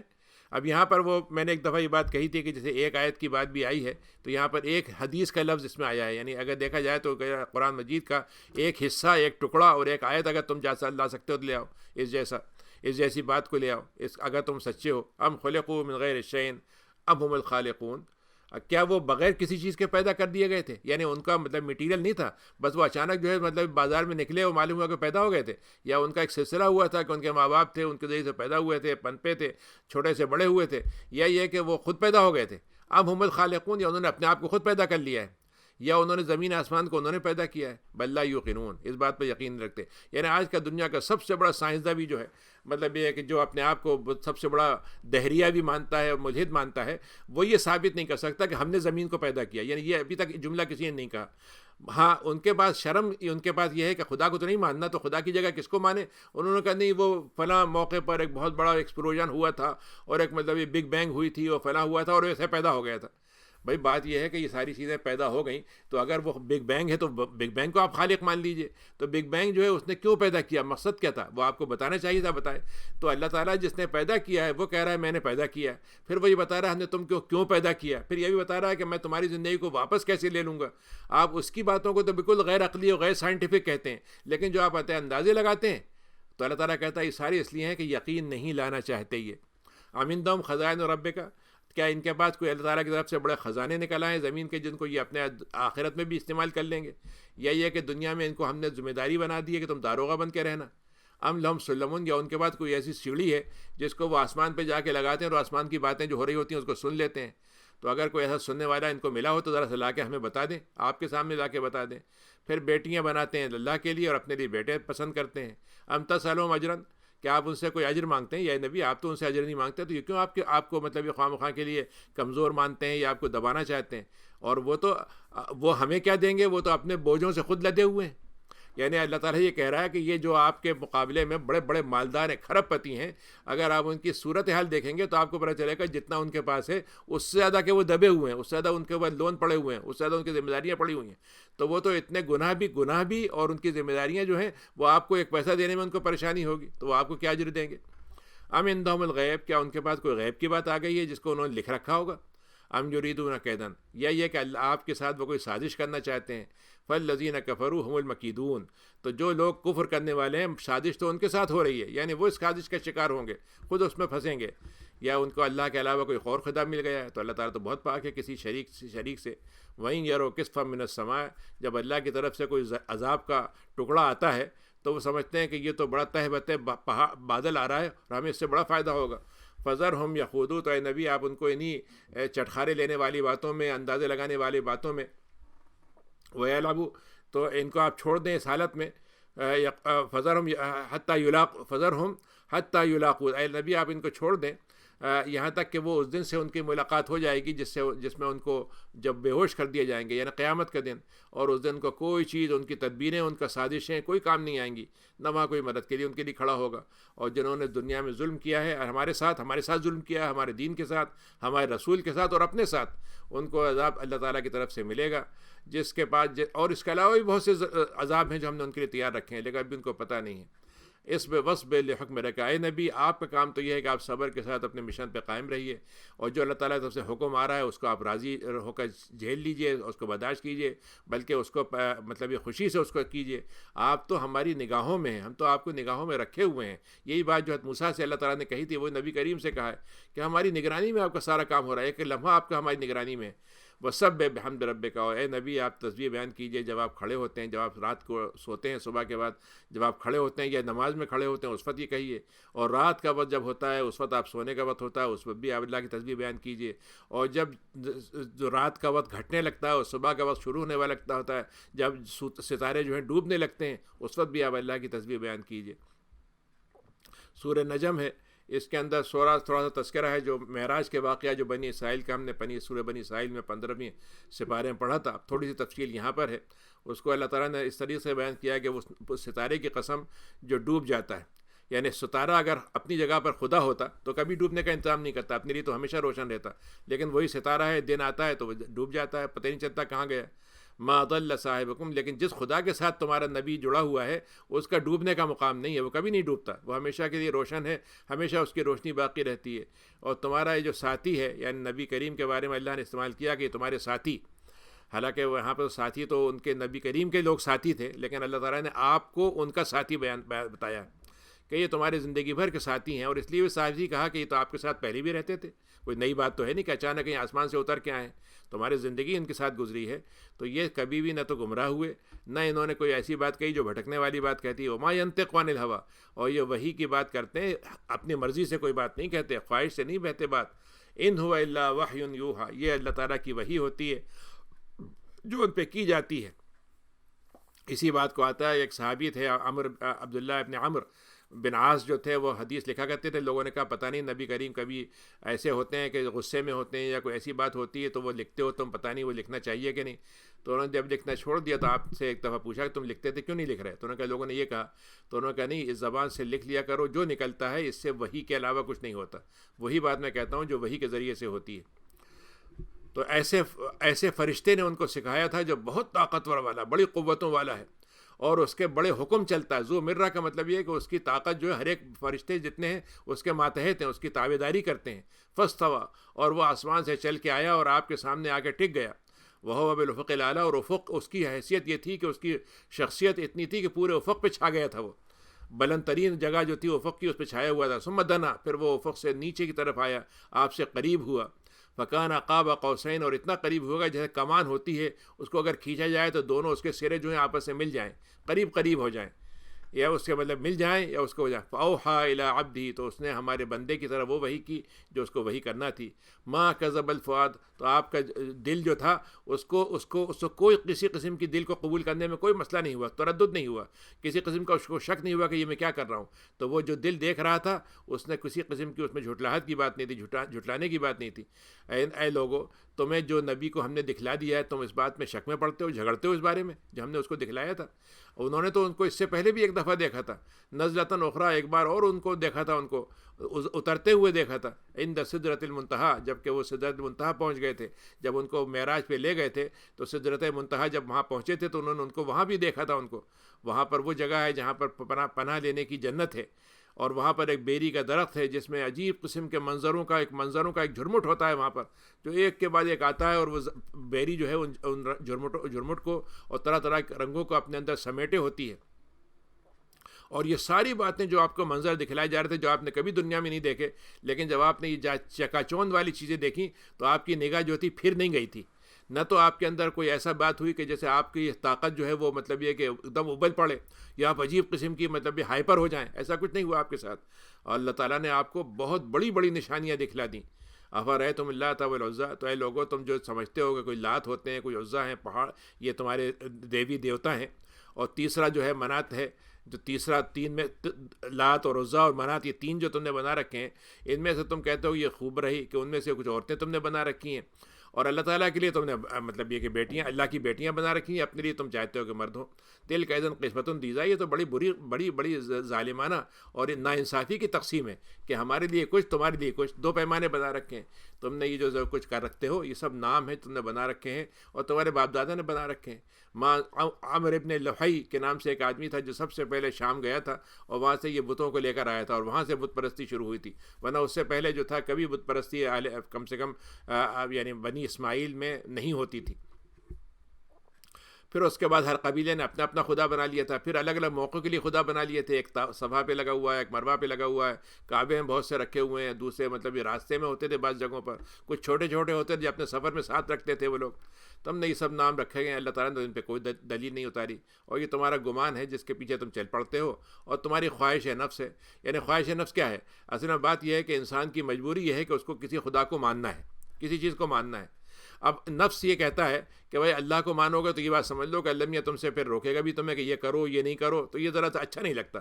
تو ایسا خدا بڑا اچھا لگتا ہے جو کوئی حکم نہ دے، یعنی اپنی جو ہے تسلی بھی ہو گئی، جھک بھی دیے، سر جھکا بھی دیا، اور اس سے کوئی حکم ماننے کی ضرورت نہیں پڑی۔ تو اللہ نے کہا کہ یہ تمہارے نفس کی خواہش ہے جو تمہیں ان بتوں پہ لے کے آتی ہے، اور اللہ تعالیٰ کی طرف سے تمہارے پاس تو حالانکہ ہدایت آ چکی ہے۔ تو کیا انسان یہ سمجھتا ہے کہ جو بھی وہ آرزو کرے گا اس کی پوری ہو جانا چاہیے، ضرور پوری ہو جائے گی؟ ایسا نہیں ہوتا۔ یعنی انسان کو ساری خواہشیں، ہزاروں خواہشیں ایسی کہ ہر خواہش پہ دم نکلے، بہت نکلے میرے ارماں پھر بھی کم نکلے۔ انسان جو ہے تمناؤں کا پورا، جیسے کہتے ہیں کہ انبار لگا ہوتا ہے اس کے پاس، اور اللہ تعالیٰ کہتا ہے کہ تم سمجھتے ہو ہر چیز تمہاری پوری ہو جائے گی؟ اللہ تعالیٰ کہتا ہے پوری ہو جائے گی، لیکن دنیا میں نہیں، آخرت میں پوری ہوگی، کیونکہ اللہ کے پاس آخرت بھی ہے اور آج کی دنیا بھی ہے۔ اور کتنے اللہ تعالیٰ کے فرشتے ہیں زمین اور آسمان میں کہ اگر تم ان کی شفاعت کی امید رکھتے ہو تو وہ تمہیں شفاعت نہیں دے سکتے جب تک کہ اللہ تعالیٰ اجازت نہ دے دے، اور اجازت بھی اس کے لیے دے گا جس سے وہ چاہے گا، جس کے لیے اجازت دینا۔ ان الذین لا یؤمنون بالآخرہ، اور جو لوگ آخرت پہ ایمان نہیں رکھتے ہیں تو وہ تو فرشتوں کا نام عورتوں کے نام پہ رکھ دیتے ہیں، حالانکہ ان کو کوئی پتہ نہیں ان باتوں کا، صرف گمان پہ چلتے ہیں، اور گمان جو ہوتا ہے وہ حق کی جگہ پہ کبھی بھی نہیں ہو سکتا۔ فارد من تولا، تو اے نبی جو آپ سے منہ موڑ لیتے ہیں آپ بھی ان سے منہ موڑ لیجئے، اور ہمارے ذکر سے وہ دور ہیں، اور انہوں نے صرف دنیا کو سب کچھ سمجھ رکھا ہے، اسی کی خواہش میں پڑے ہوئے ہیں، اور اتنا ہی علم ان کے پاس ہے، یعنی جو علم ہے ان کے پاس اس کا سارا خرچہ جو ہے، سارا سرمایہ علم کا دنیا کے کمانے میں صرف ہو جاتا ہے، اور دنیا کو بڑا سمجھنے میں صرف ہو جاتا ہے۔ اللہ تعالیٰ جانتا ہے کون اس راستے سے بھٹکا ہوا ہے، اور اس کو معلوم ہے کون ہدایت پا جائے گا اور کس کو ہدایت دی جائے گی۔ اللہ تعالیٰ کی زمین آسمان میں سب کچھ ہے، اور اللہ تعالیٰ نے جو برے عمل کریں گے ان کا برا بدلہ دے گا، اور جنہوں نے اچھے اعمال کیے ان کو اچھا بدلہ دے گا۔ اور جو لوگ اچھے اعمال والے کون ہیں؟ جو کبیرہ گناہوں سے، بڑے گناہوں سے اجتناب کرتے ہیں، اور فحاشی سے، کھلے عام بدماشی سے، فحاشی سے بچتے ہیں۔ ہاں غلطی سے کبھی کوئی بات ہو گئی تو فوراً اللہ کی طرف واپس آ جاتے ہیں۔ ان ربک واسع المغفرۃ، تو اللہ تعالیٰ ایسے لوگوں کو جب وہ مغفرت توبہ مانگیں گے تو ہم ضرور ان کو مغفرت کر دیں گے۔ اللہ تعالیٰ تو تم کو اس وقت بھی جانتا ہے جب اس نے تم کو زمین میں پیدا کیا، اور اس وقت سے بھی جانتا ہے جب تم ماں کے پیٹوں میں تھے۔ تو دیکھو اپنے آپ کو بہت پاک صاف مت بناؤ، اپنے آپ کو صاف ستھرا مت بناؤ، اپنے آپ کو گناہوں سے پاک مت سمجھو۔ اللہ تعالیٰ تمہیں پاک بنا دے گا تب تم پاک ہو گئے، ورنہ تمہاری زندگی کا آغاز بھی ہمیں معلوم ہے اور تمہاری کمزوری بھی ہمیں معلوم ہے، اور وہ جانتا ہے کہ کون ہے جو اس سے تقوی اختیار کرے گا۔ افرأیت الذی تولی، اے نبی آپ ذرا سوچیں جو آپ سے منہ پھیر کے چلا جاتا ہے، اور اس سے اگر آپ مانگیں تو آپ کو تھوڑا سا دے گا، اور دینے کے بعد اکتا کے مطلب یہ اگلی دفعہ معذرت کر دے گا کہ نہیں تم تو میرے بھیک مانگنے آ گئے، تم تو میرا پوری دولت تم لیٹ جاؤ گے۔ تو یعنی وہ اس کا انداز یہ ہوتا ہے کہ دے گا بھی تو دکھا کے بڑی مشکل سے پریشان ہو کے تھوڑا سا دے دے گا، اور اس پر اگلی دفعہ اس کو روک دے گا۔ اور اس کو یہ خیال ہوتا ہے کہ بھئی اگر میں نے دے دیا تو میں تو سب لٹ جاؤں گا۔ تو کیا اس کے پاس علم غیب ہے اور اس کو نظر آ رہا ہے کہ آئندہ کیا اس کے ساتھ ہونے والا ہے؟ کیا ایسا تو نہیں ہو سکتا کہ اس کی ساری دولت ہے ایک دم کبھی لٹ جائے، پتہ بھی نہیں چلے کہاں گئی؟ تو علم غیب تو اس کے پاس ہے نہیں کہ وہ دیکھ سکتا ہو۔ ام لم ینبأ، کیا ان کو وہ باتیں نہیں بتائی گئیں جو موسیٰ کے صحیفے میں تھیں اور ابراہیم کے صحیفے میں تھیں، جس نے ہمارے ساتھ بڑے وفاداری کا کام کیا ہے، اور ہم نے یہ لکھا تھا اس صحیفے میں کہ جو ایک گناہ کرنے والا ہوتا ہے تو اس گناہ کا سبق یا اس کی سزا دوسرے کو نہیں دیتے، اور ہر انسان کو ہم نے یہ بھی لکھ دیا تھا اس میں کہ ہر انسان کو وہی ملے گا جو وہ کوشش کرے گا، اور اس کوشش کو ہم اس کو دکھا دیں گے، یعنی وہ غائب نہیں ہو گئی، ابھی تم کو نظر نہیں آ رہی، لیکن ایک منظر آئے گا جو تمہاری ساری کوشش تمہارے سامنے کھڑی ہوگی، تم اس کو دیکھ رہے ہوگے، اور پھر اس کے بعد جو ہمیں بدلہ دینا ہے بھرپور طور پر دیں گے، اور تمہارا سفر جو ہے تمہارے رب کے پاس جا کر ہی ختم ہوگا۔ اور وہی ہے اللہ تعالیٰ ہے جو تمہیں ہنساتا ہے، وہی اللہ تعالیٰ ہے جو تم کو رلا بھی دیتا ہے، اور وہی ہے جو تمہارے اندر موت کو سامان کرتا ہے، زندگی کا سامان کرتا ہے، اور اس نے تم کو ایک جوڑے سے بنایا ہے، ایک مرد عورت کے جوڑے سے بنایا ہے۔ اس معاملے میں بالکل کلیئر ہے کہ جوڑا جس چیز کا نام ہے، جس کو ہم کپل کہتے ہیں، جس کو ہم ہسبینڈ وائف کہتے ہیں، وہ صرف مرد عورت کا نام ہوتا ہے۔ اس میں کوئی مطلب یہ ہے کہ ٹرانسجینڈر اور طرح طرح کے 50 چیزیں ہم نے جو بنا رکھی ہیں اس کا کوئی ذکر نہیں ہے۔ انسان جو ہے بگڑنے کی شکلیں ہزار بنا لے، وہ ہزاروں شکلیں جو ہے ایک شکل نہیں بن سکتی، کہ اگر ایک قلعہ ہے تو قلعے کا ایک ہی دروازہ ہوگا جس کو شادی کہتے ہیں، اس کے علاوہ جتنے بھی ہیں وہ سب سوراخ ہوں گے۔ اب آپ ان کو لیگلائز کر دیں تو دروازے کی پھر کوئی ضرورت ہی نہیں رہتی، دروازہ بھی کھلا رہے اور سوراخ بھی کھلا رہے تو وہ قلعہ ختم ہو جائے گا۔ وہ انسان جو ہے اس کے لیے اس کا نطفہ نکلتا ہے، جب اس کے جسم سے وہ نکلتا ہے اور اس کے ساتھ بیوی کے ساتھ اس کا ملاپ ہوتا ہے، پھر اس کے بعد ہم اس کا ایک دوسری تخلیق کر دیتے ہیں، ایک کیڑا ہوتا ہے وہ، اور اس کے اندر انسان کی تخلیق کر دیتے ہیں۔ اللہ تعالیٰ ہی ہے جو انسان کو وہی ہے جس نے غنی کیا، اور وہی ہے جو سرمایہ فراہم کرتا ہے۔ اللہ تعالیٰ ہے جو انسان کو مالدار بناتا ہے، اللہ تعالیٰ ہے جو اس کے لیے سرمایہ کی طرح طرح کے راستے اس نے بنا دیے، جیسے سرمایہ انسان کا بڑھتا جاتا ہے۔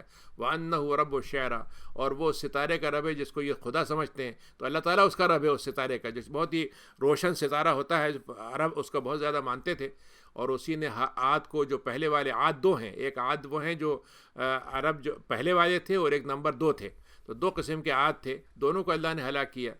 سمود، اور دیکھو سمود کہاں باقی ہیں وہ، اور قوم نوح جو اس سے پہلے تھے کہاں گئے وہ، جنہوں نے ظلم کیا تھا اور سرکشی کی تھی، اور وہ بستیاں کہاں گئی جن کو ہم نے الٹا دیا تھا، یعنی قوم لوط کی، فغشاها ما غشا، تو ان کو جیسے ڈھانپنا تھا ویسے ڈھانپ دیا، ایک عذاب آیا اور اس عذاب نے ان کو اپنے اندر سمیٹ لیا۔ تو اب ہمارے رب کی تمہارے رب کی نشانیوں سے کتنا تم شک میں پڑو گے؟ یہ تو وہ ڈرانے والا ہے جو جیسے پہلے ڈرانے والے آئے تھے، ازفت الازفہ، لیکن تو قیامت کی بات جو یہ کر رہے ہیں یہ سمجھ لو کہ بہت قریب آ چکی ہے، اور اس سے کوئی مطلب یہ اس سے بچانے والا تمہیں نہیں ہے، تمہیں اس سے ہٹانے والا نہیں ہے۔ افامن ھذا الحدیث تعجبون، یہ کتنے عجیب لوگ ہیں کہ جب یہ بات ان کے سامنے رکھی جاتی ہے جو ان کے فائدے کی ہے اور جو ان کو کہیں سے نہیں مل سکتی، اس پہ جو ہے وہ تعجب کا اظہار کرتے ہیں کہ یہ کیا بات ہوئی۔ وتضحکون، اور تم ہنسنے لگتے ہو ہماری باتوں کو سن کر، تمہیں رونا نہیں آتا کہ تمہارا انجام کیسا خراب ہو سکتا ہے۔ وانتم صامدون، اور تم غفلت میں پڑے ہوئے، بالکل غفلت میں پڑے ہوئے، غفلت سے نکلنے ہی نہیں چاہتے ہو، تم صامدون۔ فسجدوا للہ، اے نبی اور لوگوں اللہ کا سجدہ کرو اور اس کی عبادت کرو، تاکہ تم اس غفلت سے اور اس موقع پر ایسی غلط بات پہ مطلب بھی ہنسنے سے اور اپنے انجام پہ نہ رونے سے تمہاری بچت ہو جائے۔ یہ سورہ قمر ہے، مکی صورت ہے۔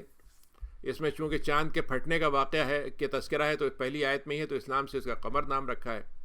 اقتربت الساعۃ وانشق القمر، اللہ تعالیٰ نے کہا کہ قیامت قریب آ جائے گی، اور جو قریب آنے کی علامت کیا ہے کہ چاند پھٹ جائے گا، چاند شق ہو جائے گا۔ ایک شق تو آپ کے زمانے میں ہوا تھا، اور ایک وہ ہے جو جب سارے کائنات کی چیزیں پھٹیں گی تو چاند بھی پھٹ جائے گا۔ وہیں یروا آیتن یوردو، اگر ان کو کوئی نشانی بتلائی جاتی ہے علامت کے طور پر، اللہ کی علامت کے طور پر، نبی کی علامت کے طور پر، تو اس سے منہ موڑ لیتے ہیں اور کہتے ہیں یہ تو ایسا جادو ہے جو پہلے بھی ہوتا رہا ہے، اور وہ جھٹلاتے چلے جاتے ہیں، لیکن اپنی خواہشوں کے پیچھے چلنے میں مزہ آتا ہے ان کو۔ وکل امر مستقل، لیکن ہم نے چونکہ ہر چیز کا ایک وقت طے کر دیا ہے، اس لیے ابھی ہم ان کو سزا نہیں دے رہے ہیں۔ وَلَقَدْ جَاءَهُمْ مِنَ الْأَنْبَاءِ، ان کے پاس اس سے پہلے بھی خبریں آتی رہی تھیں، بڑی بڑے نبی آئے تھے، انہوں نے خبریں دی تھیں، لیکن ان کی مطلب یہ ہے کہ اس میں ان کے لیے بڑی ڈراوے کی چیزیں تھیں اور بڑی حکمت کی باتیں تھیں اس کے اندر، لیکن ان کو ڈراوے نے فائدہ نہیں پہنچایا۔ فَتَوَلَّ عَنْهُمْ، اور وہ آپ سے منہ پھیر لیتے ہیں تو آپ ان سے منہ پھیر لیں۔ اور یوم الداع، اور ایک دن ایسا وقت آنے والا ہے جب ایک پکار لگانے والا فرشتہ آئے گا ان کے پاس اور ایسی چیز طرف بلائے گا ان کو جس کو وہ بالکل ناپسند کرتے تھے، جس کو وہ ایوائڈ کرنا چاہیں گے، لیکن وہ اس کو آتا ہی ہے، یعنی قیامت کو۔ خشعان ابصارہم، ان کی نگاہیں جو ہیں خشیت کے ساتھ لرزتی ہوں گی، عجیب ان کی حالت گھبراہٹ کی اور خوف کی حالت طاری ہوگی، اور وہ اپنی قبروں سے جب ان کو اٹھایا جائے گا تو وہ ایسے دوڑ پڑیں گے جیسے ٹڈی دل ہوتا ہے۔ ٹڈی دل کو اگر آپ چلتے ہوئے دیکھیں تو اگر کروڑوں لوگ ایک ساتھ نکل رہے ہوں، دور سے منظر دیکھیں تو لگے گا ٹڈیاں چلی جا رہی ہیں، اور وہ پکارنے والے کی طرف لپکتے ہوئے چلے جائیں گے۔ کوئی ان کو یعنی کوئی سوال ہی نہیں کہ وہ پلٹ انکار کر سکیں یا رک جائیں یا پیچھے ہوں گے، انہی کی طرف بلاتے ہوئے چلے جائیں گے۔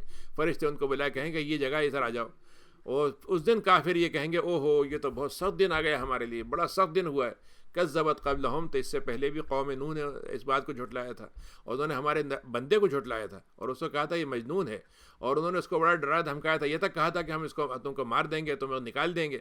تو اس نے جب اپنے رب کو پکارا اور اس نے کہا کہ اللہ میاں مجھے تو دبا دیا گیا، اب آپ ہی مدد کریے میری، تو ہم نے ان کے لیے ایسا پانی برستا چلا گیا جو برسنے میں رک ہی نہیں رہا تھا، ایسا آسمان سے پانی ان کے لیے کھول دیا، اور ہم نے زمین کے چشمے ان کے لیے پانی اس سے وہاں سے نکال دیا، اور پانی جو تھا دونوں طرف سے، ادھر سے، اوپر سے اور نیچے سے سب ملا اور سب کو ایک ساتھ ڈبو کے نکل گیا۔ اور ہم نے ان کو ایک کشتی پہ جس کے لکڑی کے اس کے کیلیں لگی ہوئی تھیں، جس کی تختے والی لکڑی تھی اور اس کو کیلوں سے ٹھوکا گیا تھا، ایسی کشتی کو ہم نے ان کو اس میں اٹھا کے لے آئے، ہم ان کو جو ہمارے بندے تھے نوح اور ان کے مسلمان باندھنے والے، اور ہماری نگاہوں کے سامنے وہ کشتی چلتی تھی۔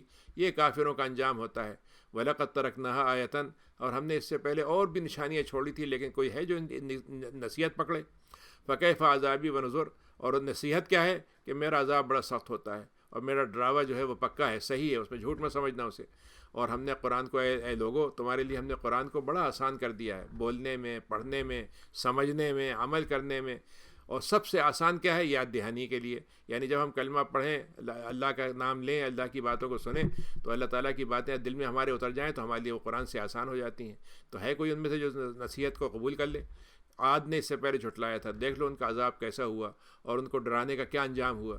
ہم نے ان کے لیے ایسی ہوا بھیجی جو انتہائی تیز تھی، کھڑکھڑاتی ہوئی تھی، یعنی پتے چلتے تھے تو معلوم ہوتا کہ آدمی کے کان پھٹ جائیں گے، اور وہ نحوست کا دن تھا جو ان کے اوپر لگاتار چلتا رہا، مستمر، اور وہ ایسے زمین پہ پڑے ہوئے تھے جیسے کہ ایک کھجور کا تنا ہوتا ہے جو اندر سے کھوکھلا ہو جائے، اس طریقے سے وہ ہو گئے تھے، بڑے لمبے قداور لوگ تھے۔ تو کیا میرا عذاب دیکھا تم نے کیسا ہوا اور کیسے ڈرانے کا انجام ہوا؟ وَلَقَدْ يَسَّرْنَا الْقُرْآنَ لِلذِّكْرِ، ہم نے قرآن کو یاد دہانی کے لیے بڑا آسان کیا ہے، تو کوئی ہے جو نصیحت حاصل کر لے؟ سمود نے بھی جو ڈراوے آئے تھے اس کو جھٹلایا، اور انہوں نے کہا کہ ایک آدمی ہم جیسا، ہم اس کی باتیں مانیں گے؟ ہم تو اگر ایسا کریں گے تو ہم تو بڑی گمراہی میں پڑ جائیں گے اور ہمیں تو دیوانگی ہم پہ آ جائے گی۔ اولقی ذکر علیہ من بیننا، انہوں نے یہ سوچا نہیں کہ ان پر کتنا اچھا ذکر نازل کیا گیا تھا ہماری طرف سے، لیکن وہ یہ تو کہتے رہے کہ یہ تو کذاب ہے، انہوں نے یہ کہا کہ جھوٹا ہے یہ آدمی اور بڑا خود پسند ہے، بڑا مطلب شر پسند ہے، شریر ہے، شر پسند آدمی ہے۔ تو اللہ تعالیٰ نے کہا کہ آج تو تم نے ان کو کہہ دیا ہے، کل ہم تم کو بتائیں گے کہ اصل میں جھوٹا اور خود پسند کون تھا۔ انا مسر الناقۃ، ہم ایک اونٹنی بھیجنے والے ہیں جو فتنہ ہے، آزمائش ہے ان کی، تو ذرا سا آپ انتظار کیجیے اور صبر کر لیجیے۔ ونبے ہوں، اور یہ بتا دیں کہ یہ اونٹنی کا ایک دن ہوگا جس میں یہ پانی پیے گی، کوئی جانور اس کے ساتھ نہیں پیے گا، ہر ایک کا پانی کا نظام طے ہوگا۔ تو انہوں نے اپنے لوگوں کو پکارا. اب یہاں قرآن نے یہ بتایا کہ انہوں نے جو شرپسند لوگ تھے, جو گروہ تھا, گینگ, ان کو چپ چاپ سے, ان کو مطلب یہ کہ کنوے سے ان کو چپ چاپ سے وسپرنگ کر دی اور کان میں ڈال دیا کہ بھائی ایسا ہے کہ ذرا سا موقع ہے, ذرا صفائی کر دو ان کی, اور چھپ جانا, ایسا نہ ہو کہ تمہیں پکڑے جاؤ. تو انہوں نے کیا کیا, سب نے مل کے آپس میں ایک دوسرے کو لے کے آئے اور اس کو پکڑا سب نے, اس کو مل کے, اور اس کی کونچیں کاٹ دیں. دیکھ لو ہمارا عذاب کیسا ہوا, ہمارا ڈراوا کیسا کام ان کے لیے بیکار ہو گیا.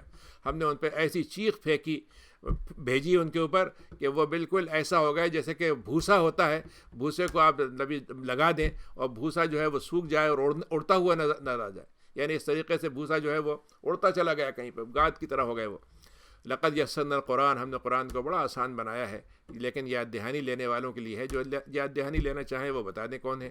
کذبت قوم لوط, لوط کو بھی ہم نے نذیر بھیجے تھے, ڈراوے دینے والے. تو ان کے اوپر جب انہوں نے ہماری بات نہیں مانی تو ہم نے ان کو ایک ایسی پتھر برسانے والی آندھی بھیجی سوائے آل لوط کے سب کو لگی, اور ہم نے ان کو سحر کے وقت میں ان کو بچا لیا. یہ ہماری طرف سے ان پہ نعمت ہے, اور ہم ایسے ہی شکر کرنے والوں کو بدلہ دیتے ہیں. وقت انذرہم بشر, حالانکہ ان کو انہوں نے ڈرا دیا تھا کہ دیکھو اللہ کی پکڑ بڑی سخت ہوتی ہے, لیکن وہ تو ڈرانے والوں سے ہی جھگڑے کرنے لگے, انہی کو جھٹلانے لگے, انہی کو ذلیل کرنے لگے. وَلَقَدْ رَاوَدُوهُ عَنْ ضَيْفِهِ, جب ان کے پاس فرشتے جو مہمان بن کے آئے تو انہوں نے ان کے ساتھ بدفعلی کرنے کے لیے ان کو مطلب یہ کہ چھیننا چاہا ان سے. تمسنا اعینہم, تو ہم نے ان کی آنکھوں کو مطلب یہ بند کر دیا. یعنی وہ جب حضرت لوط کے فرشتے باہر نکلے اور لوط کرنے لگے تو ان کی آنکھوں کے سامنے اندھیرا آ گیا, وہ دیکھ ہی نہیں رہے تھے, آنکھیں ان کی جیسے مٹ گئیں. تمسا کا مطلب یہ ہوتا ہے کہ ان کی آنکھوں کا نشان ہم نے مٹا دیا, یعنی آنکھیں جہاں پر تھیں وہ جگہ پوری کی پوری بند ہو گئی. تو ہم نے کہا اب چکھو تو ہمارے عذاب کا مزہ. اور یہ ہوتا ہے وہ ڈراوا جو ہم تم کو بھیجا تھا. اور جب صبح کا وقت ہوا تو اس کے بعد وہ سویرے وہ عذاب تھا ان کے اوپر پہنچ گیا جس کا انجام طے تھا, وقت طے تھا. اب انہوں نے کہا کہ اللہ سے کہا کہ شکو یہ تمہارے لیے وہ ہے. وَلَقَدْ يَسَّرْنَا الْقُرْآنَ لِلذِّكْرِ, ہم نے قرآن کو بڑا آسان کیا ہے, لیکن ہے کوئی جو نصیحت لینے والا ہو. اور آل فرعون کا دیکھ لو, ہم نے ان کو بڑے ڈراوے دینے والے بھیجے, ہماری آیتوں کو انہوں نے انکار کیا, اور ہم نے ان کو پھر ایسا پکڑا جیسا کہ ہم پکڑتے ہیں. ہمارے اقتدار کے لحاظ سے, ہماری عزت کے لحاظ سے کوئی ذرا سی بات, کوئی چیز سلپ ہو کے جا نہیں سکتی, کوئی چیز پھسل کے نہیں نکل سکتی. تو ہم نے ان کو بالکل ایسے پکڑا کہ ایک آدمی ان سے چوں چرا نہیں کر سکا, ایک آدمی ہم سے کہیں جا کے بچ کے نہیں جا سکا. تو اے مکے کے لوگوں, یہ بتاؤ کہ ہم اللہ کے مقابلے میں تمہاری حیثیت بہت بڑھ گئی ہے, یا یہ لوگ جو تمہارے پہلے تھے, یہ تمہارے پہلے جو کافر تھے, کیا تم سمجھتے ہو کہ کوئی کچے لوگ تھے, کوئی گئے گزرے لوگ تھے؟ وہ تو بہت طاقتور تھے. تو تم اپنے بارے میں کیا سوچتے ہو؟ یا تم یہ سمجھتے ہو کہ تمہارے پاس اللہ تعالیٰ نے کوئی آیت بھیج دی ہے جس کی وجہ سے تم کو اللہ تعالیٰ عذاب میں نہیں پکڑے گا, تم بری ہو اس سے؟ ام یقولون, یا یہ کہتے ہیں کہ ہماری تو اتنی بڑی جماعت ہے کہ ہمارے لیے بدلہ لینے کے لیے آپ سے کافی ہے. اللہ تعالیٰ نے کہا کہ ایک وقت آنے والا جو تمہارا سارا جتنا جماعت ہے سب کو شکست ہوگی اور پیٹ پھیر کے بھاگیں گے, اور پھر اس کے بعد اصل انجام تو قیامت کے دن ہوگا. اور قیامت کا تو ان سے وعدہ ہے, اور قیامت تو بڑی سخت ہوتی ہے اور بڑی تلخ ہوتی ہے. اور جو مجرم ہوتے ہیں وہ گمراہی میں پھٹکے رہتے ہیں اور اس کے اندر ہی جہالت میں پڑے رہتے ہیں. ان کو قیامت کے دن آگ کی طرف کھینچا جائے گا ان کے چہروں کے بل میں, اور ان سے کہا جائے گا کہ یہ جہنم ہے جس کا تمہیں مزہ چکھنا ہے. ہم نے ہر چیز کو پیدا کیا ایک اندازے سے, ایک نظام کے ساتھ, اور ہمارا معاملہ تو یہ ہوتا ہے کہ جب ہم یہ بات حکم دیتے ہیں تو جیسے ایک انسان کی آنکھ سے جھپکتی ہے اتنی دیر میں ہمارا حکم پہ عمل ہو چکتا ہے. وَلَقَدْ أَهْلَكْنَا أَشْيَاعَكُمْ, تو ہم نے تو ایسے بڑے بڑے گروہوں کو اور ان جیسے ملتے جلتے لوگ تھے ان کو سب کو تباہ کیا ہے. تو کیا ان کے لیے اس میں یاد دہانی ہے؟ وَكُلُّ شَيْءٍ فَعَلُوهُ فِي الزُّبُرِ, اور ہر بات اللہ تعالیٰ کی طرف سے صحیفوں میں لکھی ہوئی ہے. ہر چھوٹی بات, ہر بڑی بات ایک ایک سطر میں لکھی ہوئی ہے, ایک لائن میں لکھی ہوئی ہے.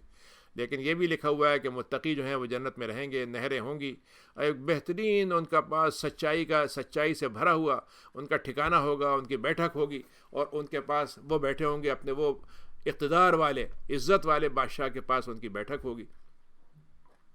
یہ سورہ الرحمن ہے.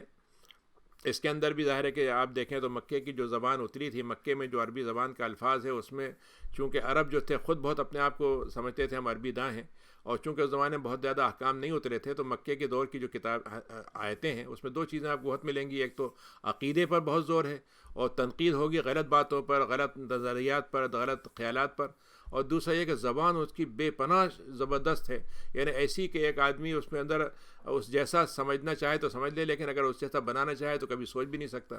تو زبان انتہائی طاقتور ہے. اب یہ سورہ رحمان کے اندر کیا اللہ تعالیٰ نے مثال بار بار ایک بات کہی ہے کہ اے انسانوں کب تک اپنے رب کی باتوں کو جھٹلاؤ گے.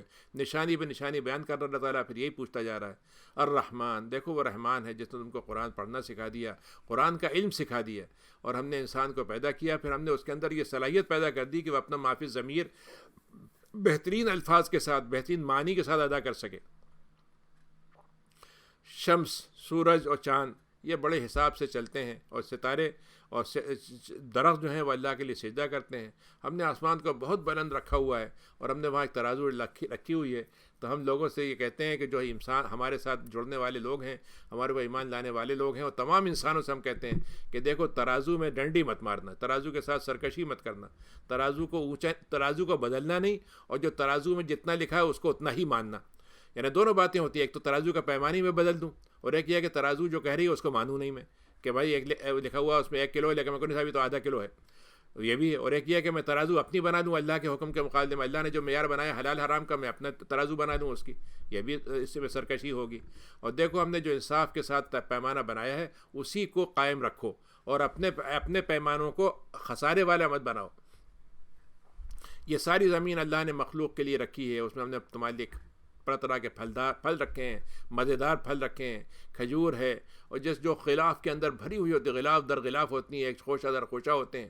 والحب ذو العصف، اور ہم نے ایسے غلے بھی پیدا کیے ہیں جو ایک بھوسے کے اندر رکھے ہوتے ہیں. جب بھوسا تم صاف کرتے ہو تو اس میں دانے نکل آتے ہیں، کسی میں چاول ہوتا ہے، کسی میں گیہوں ہوتا ہے، کسی میں اور تیسری چیزیں ہوتی ہیں. اور پھر ایسی چیزیں بھی ہیں جو بڑے خوشبودار پھل بھی ہوتے ہیں، وہ کھانے کے لیے نہیں ہوتے لیکن ان کی خوشبو بے پناہ ہوتی ہے. فَبِأَيِّ آلَاءِ رَبِّكُمَا تُكَذِّبَانِ، تو اے انسانوں اور جنوں تم اپنے رب کی نشانیوں کو نعمتوں کو کب تک جھٹلاؤ گے؟ کیسے جھٹلاؤ گے؟ کیا تمہیں ہو گیا کہ تم جھٹلانے پہ اتر آتے ہو جبکہ تمہیں بالکل نہیں جھٹلانا چاہیے. خلق الانسان، انسان کو ایک کھنکتی ہوئی مٹی سے پیدا کیا تھا جیسے ٹھیکری ہوتی ہے، اور ہم نے جنوں کو ایک ایسی آگ سے پیدا کیا تھا جو شعلہ دینے والی ہوتی ہے، دھواں دینے والی نہیں ہوتی ہے لیکن شعلہ دینے والی ہوتی ہے. تو اے انسان اور جنوں تم اپنے رب کو کیسے جھٹلاؤ گے؟ اللہ تعالیٰ وہ ہے جو 2 مشرقوں کا رب ہے، 2 مغرب کا ہے. اب آپ کا سوچئے کہ یہاں پر مشرق 1 ہو 2 ہو تو ہمیں سمجھ میں آتا ہے گرمیوں سردیوں میں سورج الگ سے نکلتا ہے، گرمیوں میں الگ طرح سے نکلتا ہے. تو 2 مغربوں کا رب اور 2 مشرقوں کا رب ہے. تو تم اپنے نعمتوں کب تک جھٹلاؤ گے؟ اس نے 2 سمندر بنائے ہیں، دونوں آپس میں ملتے ہوئے چلتے ہیں، لیکن ان کے بیچ میں ایک ہلکی سی پرت ہے جو ان کو روکے رکھتی ہے اور دونوں کو ملنے نہیں دیتی. ایک میٹھے پانی کا ہوتا ہے، ایک نمکین پانی کا. تو نعمتوں کب تک جھٹلاؤ گے؟ اور مزیدار بات یہ ہے کہ میٹھا پانی ہو یا نمکین، دونوں سے ہم موتی پیدا کر دیتے ہیں. ہونا ہی چاہیے تھا کہ ایک پانی اگر مچھلی ہے، وہ مسئلہ بھی ہے کہ مچھلی کے پانی نمکین الگ والی ہو، میٹھی الگ ہو، مچھلی نمکین میں نہ پائی جائے. لیکن اللہ نے کہا ہم دونوں پانیوں میں سے موتی نکلوا دیتے ہیں، اور مونگے ہوتے ہیں. تم کب تک جھٹلاؤ گے؟ وَلَهُ الْجَوَارِ الْمُنشَآتُ، اور اس میں پانی میں کیا ہوتا ہے، کشتیاں ہوتی ہیں جو بڑی مطلب یہ کہ چلتی چلی جاتی ہیں سمندر میں، ایسے چلتی ہیں جیسے کہ پہاڑوں کی شکل ہو ان کی. فَبِأَيِّ آلَاءِ، تو اپنے رب کی نعمتوں کب تک جھٹلاؤ گے؟ كُلُّ مَنْ عَلَيْهَا فان، جو کچھ بھی دنیا میں ہے اس کو ایک وقت میں فنا ہونا ہے. لیکن فنا ہونا کس کو؟ جسم کو. روح کو فنا نہیں ہونا، روح تو زندہ رہے گی، جسم کو فنا ہونا ہے. اور اللہ تعالیٰ کی ذات وہ ہے جو ہمیشہ باقی رہے گی، بڑے جلال والی ہے اور بڑے اکرام والی ذات ہے. تم کب تک جھٹلاؤ گے؟ یسألہ من فی السماوات، ان سے اللہ تعالیٰ وہ سوال کرے گا جو زمین آسمان کا. یسألہ، اللہ تعالیٰ سے تو ہر چیز مانگتی ہے جو بھی زمین آسمان میں ہے. اور اللہ تعالیٰ کی ذات جو ہے وہ ایسی ہے کہ اس کا جلوہ ہر لمحے نظر آتا ہے، ہر لمحے اس کا ایک جلوہ ہوتا ہے، ایک نئی اس کی کیفیت ہوتی ہے، ایک نئی اس کی تخلیق ہوتی ہے، ایک نئی اس کے اندر فیصلہ آتا ہے، ایک نیا اس کے سامنے مطلب یہ اتار چڑھاؤ کا منظر دکھتا ہے. تو اپنے رب کی نعمتوں کو کب تک جھٹلاؤ گے؟ اے انسانوں اور جنوں، ثقل کا ہے، ثقیل کا مطلب ہوتا ہے بھاری، لیکن یہاں پر یہ ہے کہ چونکہ انسان جو ہے وہ کائنات کا اس کو ایک طرح سے نگراں بنایا گیا ہے تو اس کو گویا کائنات سے بالکل ہلکا ہے وہ، لیکن کائنات کے مقابلے میں اللہ کی نظر میں اس کا بڑا وزن ہے. اور وزن جو ہے اس کی حیثیت کا بھی ہے اور وزن اس کے اعمال سے اور بھی ہو جائے گا. لیکن وہ اگر اپنے گناہوں سے اپنا وزن بڑھائے گا تو وہ بیکار ہو جائے گا. تو اے جن اور انس، تمہیں مطلب یہ ہے کہ تم کو ہم ذرا سا مطلب یہ موقع دے دیتے ہیں، تم کو ہم نے تھوڑا سا چھوڑ رکھا ہے یہاں پر. فَبِأَيِّ آلَاءِ، تم کب تک تم اپنے جھٹلاؤ گے؟ اے انسانوں کے گروہ اور جنوں کے گروہ، اگر تمہارا خیال یہ ہے کہ تم اللہ تعالیٰ سے بھاگ سکتے ہو، زمین آسمان کے کسی دور دراز علاقے میں، کسی دور پلینٹ میں چلے جاؤ، کہیں اور گیلیکسی میں چلے جاؤ، اور تم وہاں پہ اللہ میاں کو نہیں پاؤ گے تو کر لو. ہم دیکھتے ہیں تم کہاں تک نکل سکتے ہو. کہیں بھی تم جاؤ گے تو اللہ تعالیٰ کے اقتدار جو ہے وہاں پر بھی موجود ہوگا. یعنی ایسا نہیں ہوگا کہ تم اللہ میاں سے تم بچ کے نکل جاؤ گے, تمہیں وہاں بھی ملک الموت آئے گا, فرشتہ آئے گا, تمہیں وہاں بھی مار لے گا. فبأي آلاء ربكما تكذبان, تو کتنے رب کی باتوں کو جھٹلاؤ گے. اور تمہیں جو عذاب آتا ہے تو اس عذاب کی شکلیں کیا ہوتی ہیں؟ ایک یہ ہوتا ہے کہ تم پر ایک شعلہ بھیجتا ہے اللہ تعالیٰ من نار, آگ کا, اور ایک دھوئیں کا, اور اس پر جب آتا ہے تو اس کے پھر کوئی تمہاری مدد کو نہیں آ سکتا. فبأي آلاء ربكما تكذبان, اپنے رب کی نعمتوں کب تک جھٹلاؤ گے. فإذا انشقت السماء, جب آسمان پھاڑ دیا جائے گا تو وہ ایسا ہو جائے گا جیسے گلابی رنگ کا کوئی سرخ چمڑا ہوتا ہے, دہکتا ہوا نظر آئے گا وہ. کتنا کب تک اپنے رب کی نعمتوں کو جھٹلاؤ گے. اور دیکھو اس دن ایک وقت ایسا آنے والا ہے جب ان سے پھر کافروں نے جو اس دن انہوں نے کیا تھا ان سے پھر وہ سوال نہیں کر سکیں گے, ان سے پوچھا نہیں جائے گا ان کے گناہ کے بارے میں. ہم فیصلہ کریں گے, وہ سوال ہم اس دن جو ہے ہم سے اللہ تعالیٰ سے کوئی پوچھے گا, ہم سے کوئی نہیں پوچھے گا. اللہ تعالیٰ طے کرے گا کہ گناہ کا کیا وہ ہے جو جنہوں نے کیا تھا اور انسانوں نے کیا تھا. تو کب تک رب کی نعمتوں کو جھٹلاؤ گے. اور مجرموں کا قیامت کے دن ایک الگ سے پہچان ہوگی جس سے وہ پہچانے جائیں گے, اور ان کی پیشانیوں سے اور ان کے قدموں سے ان کو پکڑ کے گھسیٹا جائے گا. کتنی رب کی نعمتوں کو تم جھٹلانا چاہو گے. ہادی جہنم التی, تو یہ وہ جہنم ہے جس سے مجرموں کو جو انکار تھا, اور وہ اب اس کے پاس ان کو چکر لگایا جائے گا اس کا, وہ اسی کے آس پاس گھومتے رہیں گے, کبھی ادھر پانی میں, کبھی گرم پانی میں, کبھی کھولتے ہوئے پانی میں, کبھی اور اس طرح کی چیزوں میں. تو کب تک اپنے رب کی نعمتوں کو جھٹلاؤ گے. اور جو اپنے رب سے یہ ڈرتا ہے کہ اس کو اللہ کے سامنے کھڑا ہونا ہے, اپنے رب کے آگے کھڑا ہونا ہے قیامت کے دن, وہ اگر ڈرتے ہوئے آج کی دنیا میں اللہ کو اپنے سامنے حاضر ناظر سمجھے گا اور اللہ کی باتوں کو آج مان لے گا اس خوف سے, تو ہم نے تو اس کے لیے 2 باغات رکھے ہوئے ہیں. تم رب کی نعمتوں کو کب تک جھٹلاؤ گے. اور دونوں باغات میں طرح طرح کے درخت ہوں گے, اس میں بہترین شاخیں ہوں گی, طرح طرح کے اس میں کلیاں, پھل اور لٹکے ہوں گے. تو رب کی نعمتوں کو کب تک جھٹلاؤ گے. اس میں تمہاری 2 چشمے بھی ہوں گے بہنے والے, تو کب تک نعمتوں کو جھٹلاؤ گے. اس میں طرح طرح کے پھل ہوں گے جن کے جوڑے ہوں گے. تم رب کی نعمتوں کو کب تک جھٹلاؤ گے. اور وہاں پر تمہارے لیے ایسی بیویوں کا انتظام ہوگا جو استر کے بہترین فرش پہ تکیہ لگایا ریشم کے کپڑوں میں ہوں گی. تو ہم ان کو مطلب یہ کہ ان کے لیے باغات کے جو ان کے باغات ہیں اس میں سے پھل کو توڑنا ان کے لیے آسان کر دیں گے.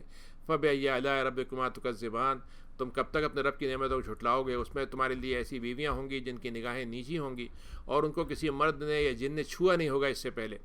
فبأي آلاء ربكما تكذبان, تو تم ان کو کیسے رب کی نعمتوں کو جھٹلاؤ گے. اور وہ تمہیں ایسی لگیں گی جیسے یاقوت ہوتا ہے یا مونگا ہوتا ہے, اس طرح کی ان کی خوبصورتی ہوگی.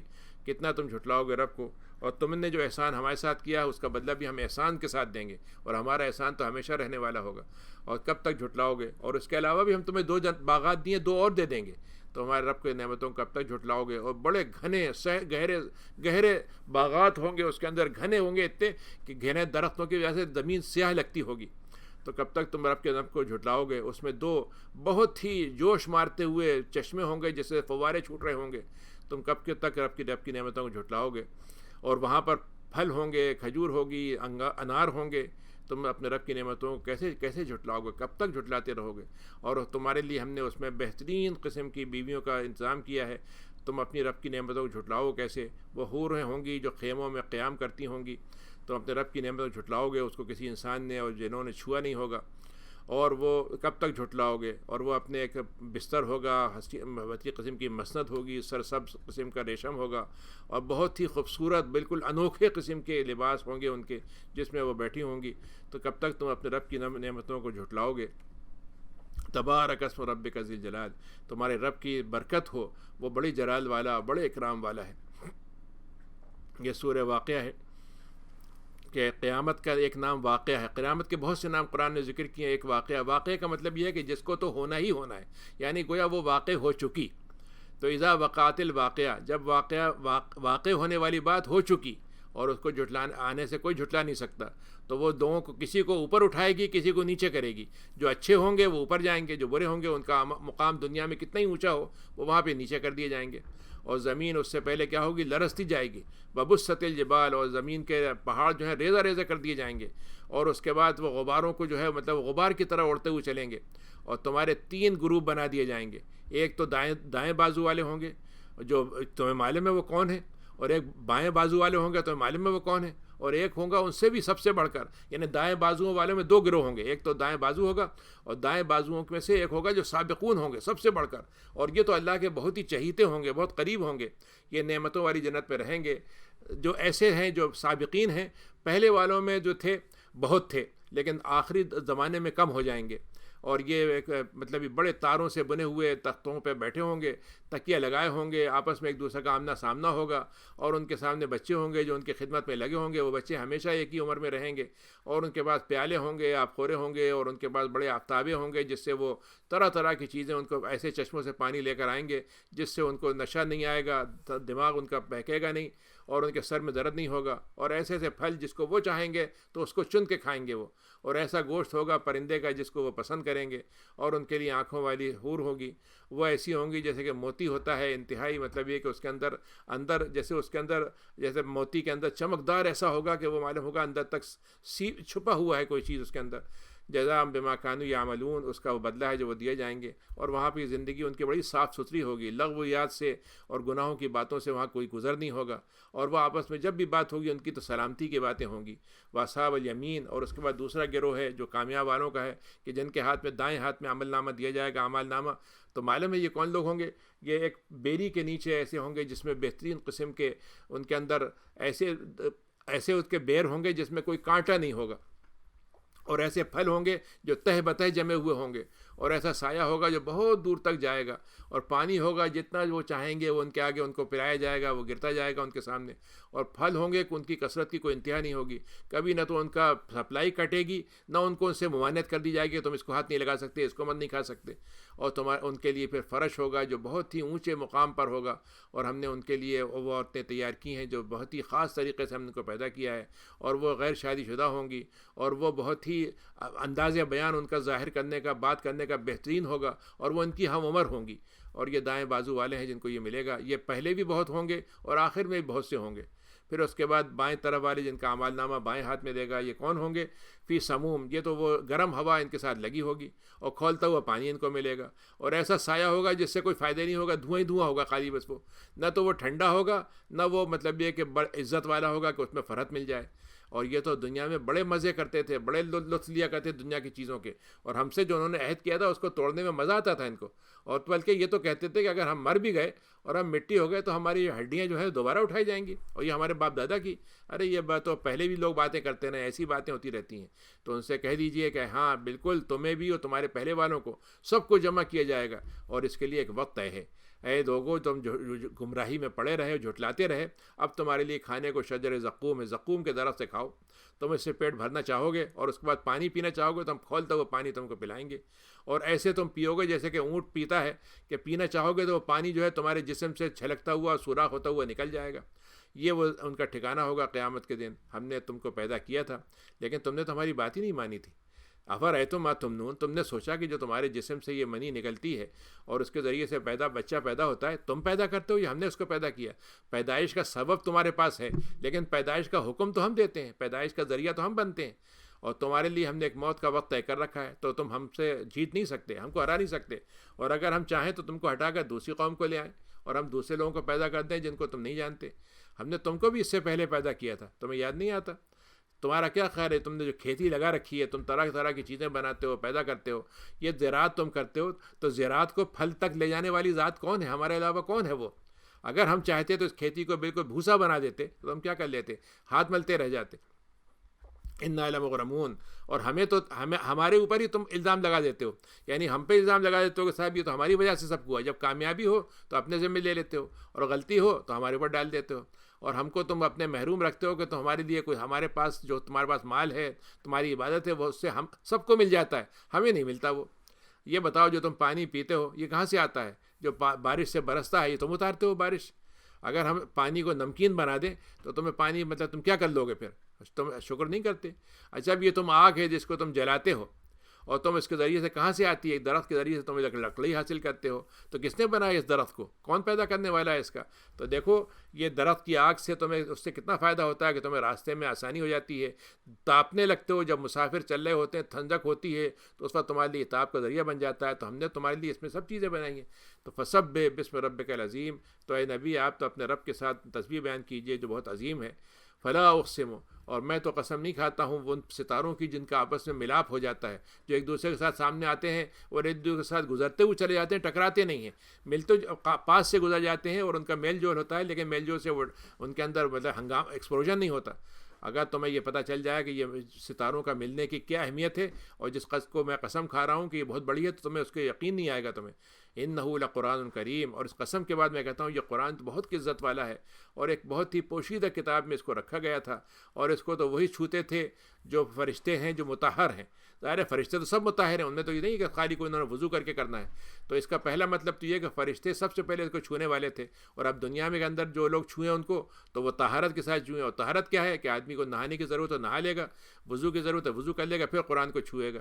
یہ آیت ہے جس کے ذریعے سے یہ حکم دیا گیا کہ قرآن کو چھونا چاہیے وضو کے ساتھ۔ یہ اللہ طرف سے اتارا گیا ہے، رب العالمین ہے جو اے تم لوگوں یہ بتاؤ کہ تم یہ باتیں کرتے ہو، تم اس کے ذریعے سے تم اپنے مطلب یہ ہے کہ جو اپنے انکار میں تم لگے ہوئے ہو، اور مطلب یہ کہ جیسے ہوتا ہے کہ اس میں فلیٹرنگ کر کے مطلب اس میں ذرا سا مال مسالہ لگا کے تم باتیں کرتے ہو اپنی گفتگو میں، اور تمہارا کام ہی یہ رہ گیا کہ تم اللہ کے جھٹلانے میں لگے رہو، تو تب تمہیں ہم بتا دیں کہ جب تمہاری موت حلق تک پہنچ جاتی ہے پھر تمہارے پاس تب اس وقت تمہارا کیا ہوگا، تم اس وقت کو جب دیکھ رہے ہوگا تم کیا کرو گے، اور ہم تو تم سے اتنا قریب ہیں جو تم سوچ نہیں سکتے لیکن تمہیں نظر نہیں آتے۔ فلولا ان کنتم غیر مدینین، تو ایسا کیوں نہیں ہوتا کہ تم خود مختار ہو جاتے؟ مطلب یہ اگر تم آخری دنیا میں ہم سے بیزار ہو تو پھر ہماری چیزوں کے تم محتاج کیوں ہو، تمہاری چیزوں کو استعمال کیوں کرتے ہو؟ ہماری چیزوں سے بے نیاز ہو جاؤ، تم اپنے آپ کا جسم کو خود پیدا کر لو، اپنی غذا خود کہیں سے لے آؤ، ہم سے مت مانگو۔ تو یہ کیا بات ہوئی کہ لوگوں تو ہمارا احسان لیکن مان کے نہیں دو گا ہمارا احسان۔ ترجعونہا، تو اگر تم اسے لوٹا سکو تو لوٹا دو اگر تم سچے ہو۔ فاما ان کان من المقربین، تو اس وقت جو قیامت کا زمانہ آئے گا اس میں تو مقرب جو ہمارے ہوں گے تو ان کے لیے تو روح ہوگی، روح کا مطلب راحت اور ریحان، اور ان کی زندگی بڑی خوشبودار، بڑی مزیدار، بہت ہی رنگ و روغن سے بھری ہوئی، رنگ و راحت سے بھری ہوئی، اور جنتیں ہوں گی نعمت والی۔ اور جو لوگ دائیں طرف والے ہیں ان کے لیے بھی ہم کہیں گے تمہارے لیے تو سلامتی ہے، تم تو دائیں طرف میں آ چکے ہو۔ وَأَمَّا إِن كَانَ مِنَ الْمُكَذِّبِينَ، لیکن وہ لوگ جو جھٹلانے والے ہوں گے، گمراہ ہونے والے ہوں گے، تو ان کے لیے تو ٹھکانہ ہوگا کھولتے ہوئے پانی کا، اور جہنم میں ان کو ڈھکیل دیا جائے گا۔ یہ وہ حق کی بات ہے جو یقین کے ساتھ ہم کو بتا رہے ہیں۔ تو اے نبی اس کے بعد آپ سبحان رب العظیم پڑھیں۔ نبی کریم نے جب یہ آیت پڑھی تو آپ نے فرمایا کہ رکوع میں سبحان رب العظیم بنا لو۔ سورہ حدید ہے، حدید کہتے ہیں لوہے کو۔ اللہ تعالیٰ نے اس صورت کے اندر لوہے کا تذکرہ کیا ہے، اور دو چیزوں کا تذکرہ کیا ایک ساتھ۔ ایک یہ کہ ہم نے کتاب اتاری ہے ہدایت کے لیے، اور لوہا اتارا ہے انسان کو اس طاقت کو استعمال کر کے حق کو غالب کرنے کے لیے۔ تو دونوں کا ملاپ ہونا چاہیے انسان کا، یعنی ایک مسلمان جو ہے اس میں دونوں چیزیں ہونا چاہیے، دنیاوی طاقت بھی حاصل کرے اور دین کی طاقت بھی حاصل کرے، تاکہ دنیا جو ہے اس دین کے ذریعے سے بھی اچھی ہو جائے، اور دنیا جو ہے اس کی طاقت جو مادی طاقت ہے اس کے ذریعے سے آباد ہو جائے۔ سبح للہ ما فی السماوات والارض، اللہ تعالیٰ کی زمین آسمان میں تسبیح ہے، اور وہ عزیز اور حکیم ہے۔ اس کی بادشاہت ہے آسمان میں اور زمین میں، وہی زندگی دیتا ہے، وہی موت دیتا ہے، ہر چیز پر قدرت رکھتا ہے۔ هو الاول والآخر، وہی اول ہے وہی آخر ہے، اس سے پہلے کوئی نہیں ہے، اس کے بعد کوئی نہیں ہے، اور وہی ظاہر ہے، جو چیز سامنے دکھ رہی ہے وہی اللہ تعالیٰ کی طرف سے دکھائی جا رہی ہے، اور جو کچھ باطن ہے چھپا ہوا وہ بھی اللہ تعالیٰ کی طرف سے چھپایا گیا ہے، اور وہ خود اپنی ذات میں چھپا ہوا ہے، جو کچھ وہ دکھا سکتا ہے اپنی علامتیں وہ دکھا دیتا ہے۔ ہر چیز کا علم رکھنے والا ہے۔ اس نے آسمانوں کو زمینوں کو پیدا کیا 6 دنوں میں، پھر عرش پر اس نے قرار پکڑ لیا۔ اپنے زمین کے اندر کیا چیز اندر جاتی ہے اس کو معلوم ہے، کیا چیز اس سے نکلتی ہے وہ معلوم ہے، آسمان پہ کیا چیز جاتی ہے کیا اترتا ہے سب اس کو معلوم ہے، اور وہ تمہارے ساتھ ہوتا ہے تم کہیں بھی ہو جاؤ۔ اللہ تعالیٰ تمہاری باتوں کو خوب جانتا ہے، اس کی بادشاہت آسمان و زمین میں ہے، اور سارے معاملات اس سے لوٹا دیے جائیں گے۔ یولج اللیل، دن کو رات میں کر دیتا ہے، رات کو دن میں کر دیتا ہے، اس میں داخل کر دیتا ہے۔ وہ علیم بذات الصدور، اور دلوں کا حال بھی وہ جانتا ہے۔ تو اے لوگو اللہ پر ایمان لاؤ اور رسول پر ایمان لاؤ، اور اس مال میں سے تم خرچ کرو جس کو ہم نے تم کو ہماری طرف سے ہم نے تم کو دے دیا ہے، یعنی یہ مال ہماری ملکیت نہیں ہے بلکہ اللہ تعالیٰ نے ہم کو اپنے بطور نیابت کے ہم کو دیا ہے، یعنی اصل مال اللہ کا ہے، لیکن آپ کو اللہ نے کہا کہ اس مال میں سے ہم تم سے واپس سب نہیں مانگ رہے، لیکن تھوڑا سا تو اس میں خرچ کرو ہماری راہ میں۔ فالذین آمنوا منکم، تو وہ لوگ جو ایمان لائے ہیں تم میں سے، وہ جو اجر اور خرچ کرتے ہیں ان کو بڑا اجر ملے گا۔ اور اللہ تعالیٰ کہتا ہے تمہیں کیا ہو گیا، تم اللہ پر رسول پر ایمان نہیں لاتے جبکہ تم کو رسول پکارتے ہیں رب کے لیے، اور تم نے تو پہلے بھی عہد لے لیا تھا، اگر تمہیں ایمان لانا ہوتا تو تمہیں درود الاسلام لانا چاہیے، تم تو پہلے سے عہد پہ قائم ہونا چاہیے تھا۔ هو الذی ينزل علی عبدہ، وہی ذات ہے اللہ کی جو اپنے بندے پہ آیتیں اتارتی ہے بڑی کھلی نشانیوں کی، تاکہ وہ تم کو تاریکیوں سے نکال کر روشنی کی طرف لے آئیں۔ اللہ تعالیٰ رؤوف ہے اور رحیم ہے، بڑا مہربان ہے، شفقت کرنے والا ہے۔ وما لکم الا تنفقوا فی سبیل اللہ، تمہیں کیا ہو گیا تم اللہ کی راہ میں خرچ نہیں کرتے ہو، جبکہ ساری زمین کی میراث تو اللہ ہی کی ہے، یعنی تمہیں کو اللہ نے تمہارے پاس سے ہی، اللہ کے پاس سے سب کچھ تمہارے پاس آیا ہے، اور تمہارا سارا چیزیں جو ہیں ہمارے پاس واپس آ جائیں گی۔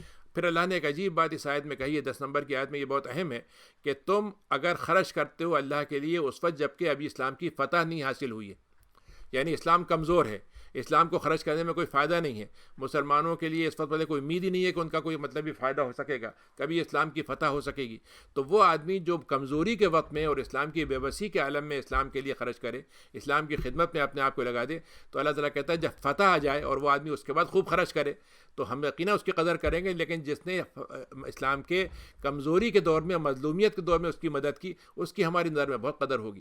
یعنی آج کا دور سے دیکھ لیں آپ کہ آج کے دور میں تو ہم سمجھتے ہیں اب تو اسلام آ ہی نہیں سکتا، اب تو مسلمانوں کو کچھ ہو ہی نہیں سکتا، اب تو ساری دنیا کا بھی اس کو ہم ہٹا ہی نہیں سکتے، لیکن اگر آج اسلام کے کاموں کے لیے، اسلام کے مشن کے لیے، اسلام کی منصوبوں کے لیے، اسلام کے مساجد و مدارس اور جو دینی آرگنائزیشن ان کے لیے ہم آج دیتے ہیں، تو آج کا جو اللہ تعالیٰ نے $1 اگر ہم نے خرچ کیا ہے تو اللہ تعالیٰ کا کہ جب ہم کامیابی مل جائے گی اور حکومت اسلام کی بن جائے گی، $1 ملین دیں گے تو اس کی قدر اس کے مقابلے میں کم ہوگی جو $1 کی ہوگی۔ یعنی مکے میں جن لوگوں نے اللہ کی راہ میں خرچ کیا اور جو مدینے میں فتح کے بعد خرچ کیا، دونوں میں درجے میں فرق ہوگا۔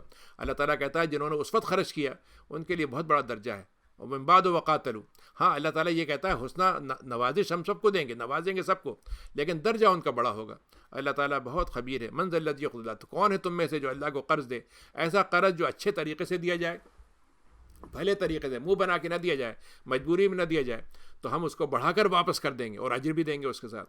اور قیامت کے دن کیسا ہوگا کہ تم دیکھو گے مومنین عورتوں کو، مردوں کو، کہ ان کا نور آگے آگے چل رہا ہوگا، ان کو راستہ دکھاتا ہوا، اور ان کو بشارت دی جا رہی ہو کہ آج تمہاری جنتیں تیار کر دی گئی ہیں نہروں کے ساتھ، رہو گے تم وہاں پر، کامیابی ہے تمہارے لیے۔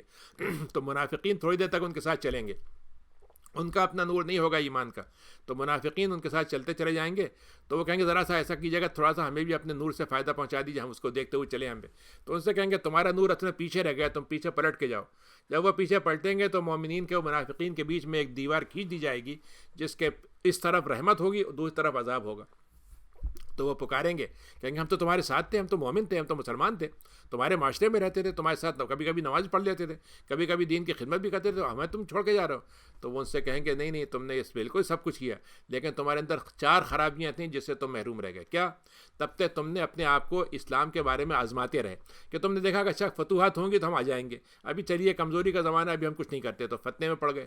دوسرا یہ تھا کہ تم انتظار کرتے رہے کہ اللہ میاں کا وعدہ جب پورا ہوگا، تب اللہ میاں کوئی ہم سے وعدہ کر رہا ہے، کوئی نشانی دکھلا دے گا، تب ہم اس کی بات کو مانیں گے، یا اللہ میاں جب کوئی ہم کو مطلب یہ کہ ہم سے کوئی ہماری فلاں چیزیں پوری کر دے گا، تب تم، اور تمہیں اللہ کے وعدے میں شک تھا، اور تم کو دنیا کی آرزوؤں نے بھٹکا دیا تھا، دھوکے میں ڈال دیا تھا۔ یہ 4 خرابیاں تھیں جس سے منافقت پیدا ہوتی، دنیا کا فتنے میں، دین کے بارے میں فتنے میں پڑ جانا، اور انتظار کرتے رہنا، یعنی یہ سوچنا کہ جیسے میں بالکل اس کی مثال ایسی ہے کہ جیسا اگر آپ یہ کہیں کہ اللہ تعالیٰ نے کہا کہ بھائی تم بیج ڈال دو، اور بیج ڈالو گے تو اس سے پودا نکلے گا، تو ہم کے ساتھ جب تک پودا نکلتا وہ ہم نہیں دیکھ لیں گے، ہم تو آپ کی بات نہیں مانیں گے۔ تو اس میں حتی جاء امر اللہ، اب اسی اس میں تھے تو اللہ کا حکم بھی آ گیا، قیامت آ گئی، اور تم کو یہ دھوکے والی چیزوں نے بھٹکا کے رکھ دیا۔ فَالْيَوْمَ لَا يُؤْخَذُ مِنكُمْ فِدْيَةٌ، اب تو تمہارے لیے کوئی وے آؤٹ ہے ہی نہیں، فدیہ دے دو تو وہ لینے کو ہم تیار نہیں ہے، ایک تو ہے ہی نہیں تمہارے پاس فدیہ، لیکن اگر دینا بھی چاہو گے تو ہم قبول نہیں کریں گے، نہ تم سے نہ کافروں سے، اور تمہارا ٹھکانہ جہنم ہے، یہی وہ جگہ ہے جس کو تم نے اس کو دوست بنا لیا تھا، بڑا برا ٹھکانہ ہے۔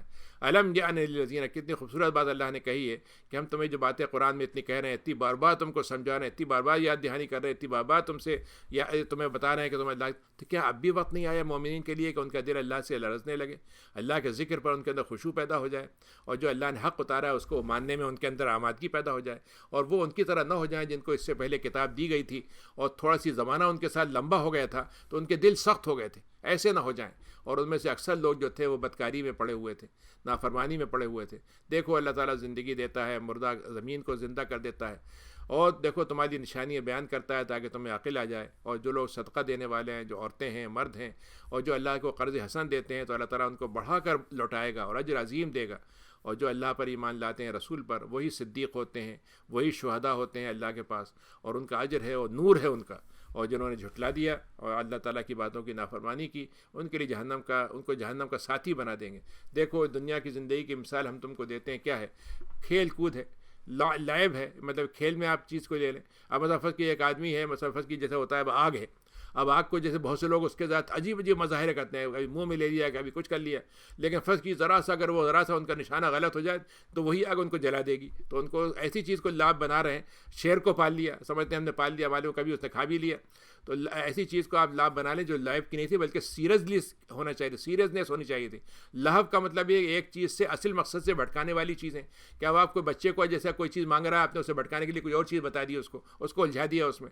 تو دنیا کی آخرت کے انجام سے غفلت کرنے والی چیزوں میں الجھ گئے. اور دنیا کی زینت ہے، سجاتے چلے جائیے، ہر روز نیا ماڈل لائیے، اور پھر توتے وہ بیکار لگے گا. اور جب تک دوسروں سے آگے بڑھنا جائے تو تفاخر کا مسئلہ ہے. اور ایک یہ کہ زیادہ ہو جائے، جتنا ہو 99 کا چکر ہے کہ 99 ہو جائے تو 100 ہو جائے، 100 کے بعد پھر 99 کے چکر میں کہ زیادہ مال مل جائے، زیادہ خاندان بن جائے. تو ان کا دیکھو اس کی مثال ایسی ہے دنیا کی جیسے بارش ہے کہ کافروں کو بڑا اچھا لگتا ہے کہ خوب پیداوار ہو اور بڑی ہری بھری سبزی تیار ہو جائے، گیہوں تیار ہو جائے، اور وہ مطلب یہ کہ شاندار ہو جائے. لیکن جب وہ سمجھتے ہیں کہ ہمارے قابو میں آ گئی تو اللہ تعالیٰ اس کو جو ہے مطلب یہ زرد کر دیتا ہے اور اس کو بھوسا بنا دیتا ہے. تو آخرت کا عذاب بھی اسی طرح سے بڑا سخت ہوگا. لیکن اللہ کی مغفرت اور رضوان سب سے بڑھ کر چیز ہے. اور دیکھو دنیا کی زندگی میں الجھ مت جانا، یہ تمہیں دھوکے میں ڈال دے گی. اور دیکھو اللہ کی مغفرت کی طرف دوڑ پڑو، اور اللہ کے رب جنت کی طرف دوڑ پڑو جس کے آسمان و زمین کی چوڑائی اس سے زیادہ ہے. جنت کی چوڑائی آسمان و زمین سے زیادہ ہے. اور اس کو ہم نے مومنین کے لیے تیار کیا ہے جو لوگ اللہ پر رسول پر ایمان لاتے ہیں. یہ اللہ کا فضل ہے، جس کو چاہتا ہے دیتا ہے. اللہ تعالیٰ بہت نوازنے والا ہے. ما اصاب مصیبت، تمہارے لیے جو بھی کوئی مصیبت آتی ہے زمین میں یا تمہارے جانوں میں، وہ اللہ کے پاس لکھی ہوئی ہوتی ہے. اور یہ تمہاری پیدائش سے پہلے سب لکھا ہوا ہے اللہ کے پاس. اور اللہ تعالیٰ کے لیے ہر چیز آسان ہے. تو ایسا نہ ہو تو تم کو کوئی مصیبت آئی ہے تم غم کرو تمہارے پر جو کھو دیا اس پر، اور جو تمہیں مل گیا ہے اس پہ تم اکڑ مت جاؤ. یعنی اللہ تعالیٰ یہ چاہتا ہے کہ تمہارے پر جب آزمائش آتی ہے تو آزمائش کی وجہ سے کھونے کا غم نہ ہو تمہیں، کیونکہ تمہیں امید ہے کہ اللہ سے تمہیں اس کا اجر مل جائے گا. اور جو تمہیں چیز مل گئی ہے تم اللہ سے بھول کر اکڑ جاؤ اس میں اور اللہ سے غافل ہو جاؤ، یہ بھی مت کرو. کیونکہ اللہ تعالیٰ اکڑنے والوں کو اور اترانے والوں کو پسند نہیں کرتا. یہ کون ہوتے ہیں؟ جو بخل کرتے ہیں اور لوگوں کو بھی بخل کا حکم دیتے ہیں. وَمَن يَتَوَلَّ، جو ہم سے پھر جاتا ہے تو اللہ تعالیٰ تو بے نیاز ہے، بہت حمید ہے. اے نبی، ہم نے آپ کے اوپر لَقَدْ أَرْسَلْنَا رُسُلَنَا بِالْبَيِّنَاتِ، ہم نے اس سے پہلے رسول بھیجے ہیں. اور وَأَنزَلْنَا مَعَهُمُ الْكِتَابَ، تو ہم نے جب یہ رسول بھیجے تھے تو ان کو کتاب دی تھی اور میزان بھی دیا تھا، وہ پیمانہ دیا تھا جس سے وہ حق اور حلال حرام کو، حق اور باطل کو پہچان سکیں. اور ہم نے یہ ان کو طریقہ دیا تھا کہ اس کے ذریعے سے انصاف پر کیسے قیام کریں گے، کیسے انصاف کو، پیمانے کو اپنی زندگی میں اتار لیں گے. اور ہم نے اپنے مطلب یہ کہ رسولوں پر ان کو لوہے سے نوازا. لوہے کا مطلب یہ سمبل ہے طاقت کا، سمبل ہے طاقت کا، کہ طاقت سب سے بڑی طاقت جو ہوتی ہے اگر آپ دیکھیں تو آئرن پاور ہوتی ہے، پھر اس کے بعد ہارس پاور ہے، جو بھی ہیں. تو ان سب میں بڑی طاقت ہم نے رکھی ہے اور اس میں لوگوں کو بڑے فائدے ملتے ہیں. لیکن ہم یہ چاہتے ہیں کہ اس کے ذریعے سے جو انصاف ہے، وہ انصاف کی ترازو جو ہے وہ اتنی مضبوط ہو جائے کہ اس کو کوئی آدمی مطلب کمزور سمجھ کے رد نہ کر دے، بلکہ اس کی فوجی طاقت، سیاسی طاقت، حکمرانی کی طاقت اور انسانوں کی اجتماعی طاقت اس کو مل کر مضبوط کرے. اور تو اس میں بڑی منافع کی چیزیں ہیں. اور ہم دیکھنا چاہتے ہیں کہ ہماری مدد کون کرے گا اور رسولوں کی مدد کون کرے گا. اور ہمیں دیکھا نہیں ہے تب بھی اس کے بغیر، ہماری دیکھے بغیر کیسے مدد کریں گے. اللہ تعالیٰ بہت قوی ہے، بہت عزیز ہے. وَلَقَدْ أَرْسَلْنَا نُوحًا وَإِبْرَاهِيمَ، ہم نے اس سے پہلے نوح کو بھیجا تھا رسول بنا کر، ابراہیم کو بھیجا تھا. پھر ہم نے ان کی ذریت میں نبوت کو رکھ دیا ہے اور کتاب کو رکھ دیا ہے. اور وہ ان میں سے کچھ وہ ہیں جو ہدایت پانے والے ہیں، بہت سے بگڑنے والے بھی ہیں. ثم قفینا، اس کے بعد ابراہیم کے بعد ہم نے بہت سے تابڑتوڑ لگاتار ایک کے بعد ایک نبی بھیجتے رہے. آخر میں ہم نے ان کو سب سے آخر میں عیسیٰ ابن مریم کو بھیجا، جن کو ہم نے انجیل دی. اور جو عیسیٰ کے ماننے والے تھے وہ بگڑ گئے ہیں، خرابیاں آ گئی ہیں. لیکن ان میں ایک بات ہے کہ جو اس کی پیروی کرنے والے ہوتے ہیں ان میں سے ان کے اندر نرمی بہت ہوتی ہے، ان کے اندر رحمت کا مزاج بہت ہوتا ہے. لیکن دنیا سے رہبانیت بھی ہوتی ہے، دنیا بیزاری بھی ہوتی ہے، ان سے دنیا ترک کر دیتے ہیں. وابتدا ہوا، لیکن یہ ہم نے ان سے نہیں کہا تھا تم دنیا کو چھوڑ دو، یہ خود انہوں نے اپنے طور پر بنا لی تھی، ہم نے ان کے اوپر لکھا نہیں تھا. مگر ان کا خیال یہ تھا کہ ہم ایسے دنیا کو چھوڑ دیں گے تو اللہ کی مرضی حاصل ہو جائے گی. لیکن ہوا یہ کہ جب وہ روحانیت میں گئے، ترک دنیا میں کر دیا کہ شادی نہیں کریں گے، دنیا کا کوئی لطف نہیں اٹھائیں گے، مزے کی کوئی چیز نہیں کھائیں گے، اور اپنے آپ کو تکلیف دیں گے طرح طرح سے. تو اس کو جب وہ کر تو لیا انہوں نے اللہ کی خاطر، لیکن پھر اس کا حق ادا نہیں کر سکے اور بہکتے چلے گئے. ان کی خرابیاں جو تھیں غالب ہوتی چلی گئیں اور پھر چھپ چھپ کے وہ برے کام کرنے لگے. فَآتَيْنَا الَّذِينَ الْبَهْرَاجِ، جنہوں نے اچھے کام کیے ہیں، اچھے اللہ کی مرضی سے کیے ہیں، ہم ان کو ان کا اجر دے دیں گے. لیکن ان میں سے اکثر جو ہے وہ فاسق ہیں. اے ایمان والو، اللہ سے تقوی اختیار کرتے رہو. اللہ پر ایمان لاؤ، رسول پر ایمان لاؤ. تم ان سے کہہ رہے ہیں اہل کتاب سے، اللہ تعالیٰ نے کہا کہ اے لوگو تم کو ہم نے کتاب دی تھی، اب ہم تم کو یہ رسول بھیجا ہے، اس پر ایمان لے آؤ. اگر تم یہ کام کر لو گے تو ہم کو 2 دفعہ اجر دیں گے، ایک پرانے نبی کے ماننے کا اور ایک نئے نبی کے ماننے کا. اور ہم تم کو ایک ایسا نور دے دیں گے جس کے ذریعے سے تم چلتے ہوئے آخرت تک پہنچ جاؤ گے اور جنت تک پہنچ جاؤ گے. اور تمہیں معافی دے دیں گے، اور تمہیں معاف کرنے والا تو غفور رحیم ہے. لَأَلَّا يَعْلَمَ أَهْلُ الْكِتَابِ. اور ہم یہ باتیں اس لیے بتا رہے ہیں کہ اہل کتاب یہ نہ سمجھ لیں کہ ہم ان کے حکم کے پابند ہیں اور ان کا حکم چلے گا، ہمارا حکم نہیں چلے گا. اللہ تعالیٰ کے حکم پر ان کا حکم نہیں چل سکتا. تو اہل کتاب کو یہ پتہ چل جائے کہ وہ اللہ کے فضل کو بانٹنے والے نہیں ہیں کہ وہ اس پہ اللہ تعالیٰ کی طرف سے کنٹرول کر دیں. اللہ تعالیٰ کا فضل اللہ کے ہاتھ میں ہے، جس کو چاہتا ہے دیتا ہے. اور اللہ تعالیٰ بہت فضل سے نوازنے والا ہے، بہت فضل رکھنے والا ہے اور بہت بڑھ کر فضل کرنے والا ہے. یعنی اہل کتاب یہ سمجھے کہ ہمارے بعد اب کوئی نبی آئے گا ہی نہیں، ہمارے بعد کسی امت کو ہم فضل سے نوازیں گے نہیں، تو ہمارے پاس کوئی ایسی مطلب ریسٹرکشن نہیں ہے جس کو ہم پہ پابندی کر دیں. ہم تو دینے والے ان کو بھی بہت تھے، جب انہوں نے ناشکری کی تو ہم نے دوسروں کو بڑھ کر ان سے بڑھ کر دے دیا. اور ہم کس کو چاہیں جس کو چاہیں دے دیں، اور ان کو ہم تم کو دیا ہے تو ہم تم سے بھی لے سکتے ہیں اگر تمہارے قدر نہیں کرو گے ہماری. تو یہ سارا الحمدللہ پورا ہو گیا. تو انشاءاللہ کل سے پھر 28واں پارہ شروع کریں گے. ربنا اغفر وارحم وانت خیر الراحمین. ربنا تقبل منا انک انت السمیع العلیم وتب علینا انک انت التواب الرحیم. اے اللہ ہمارے لیے اس قرآن مجید کو پڑھنے میں جو ہم نے کچھ پڑھا ہے اور جو کچھ سمجھا ہے اور جو کچھ اس کے معنی ہمارے اندر اترے ہیں، اس کو ہمارے عمل میں اتار دے، ہماری زندگی میں اتار دے، اور اس کی برکتوں سے ہم کو آباد کر دے. اس کی شفا یابی سے ہمارے دل کو شفا دے دے اور ہمارے جسم کو شفا عطا فرما دے. ہماری کمزوریوں سے، بیماریوں سے، تکلیفوں سے اس میں یہ قرآن ہمارے لیے شفا یابی کا ذریعہ بن جائے. اور تیری دعائیں، تیری رحمت اور تیری توفیق اور تیری طرف سے انعام ہمارے اوپر رمضان میں اور کئی گنا زیادہ ہو، اور اس میں عافیت کے ساتھ ہمیں چیزیں ملیں، عافیت کے ساتھ ہم آپ کے شکر گزاری کر سکیں، اور اپنے آپ کو مصیبت کے وقت میں بھی اپنے آپ کو آزمائش سے خیریت کے ساتھ ہم اس سے گزر سکیں. بیماروں کو شفا یابی عطا فرما، صحت عطا فرما. جو رخصت ہو سکے ان کے درجات کو بلند فرما، اور جو بھی محفوظ ہیں ان کی حفاظت کا اور مزید انتظام فرما کہ وہ وباؤں سے، بیماریوں سے، تکلیفوں سے محفوظ رہیں، اور ان کے حالات ایسے ہوں جس کی وجہ سے ان کے اندر ایمان سے کی مضبوطی قائم رہے، کمزوری نہ پیدا ہو. ان کے اندر ڈپریشن، کسی قسم کی مختلف قسم کی وسوسے، مختلف چیزیں سے ان کی حفاظت فرما.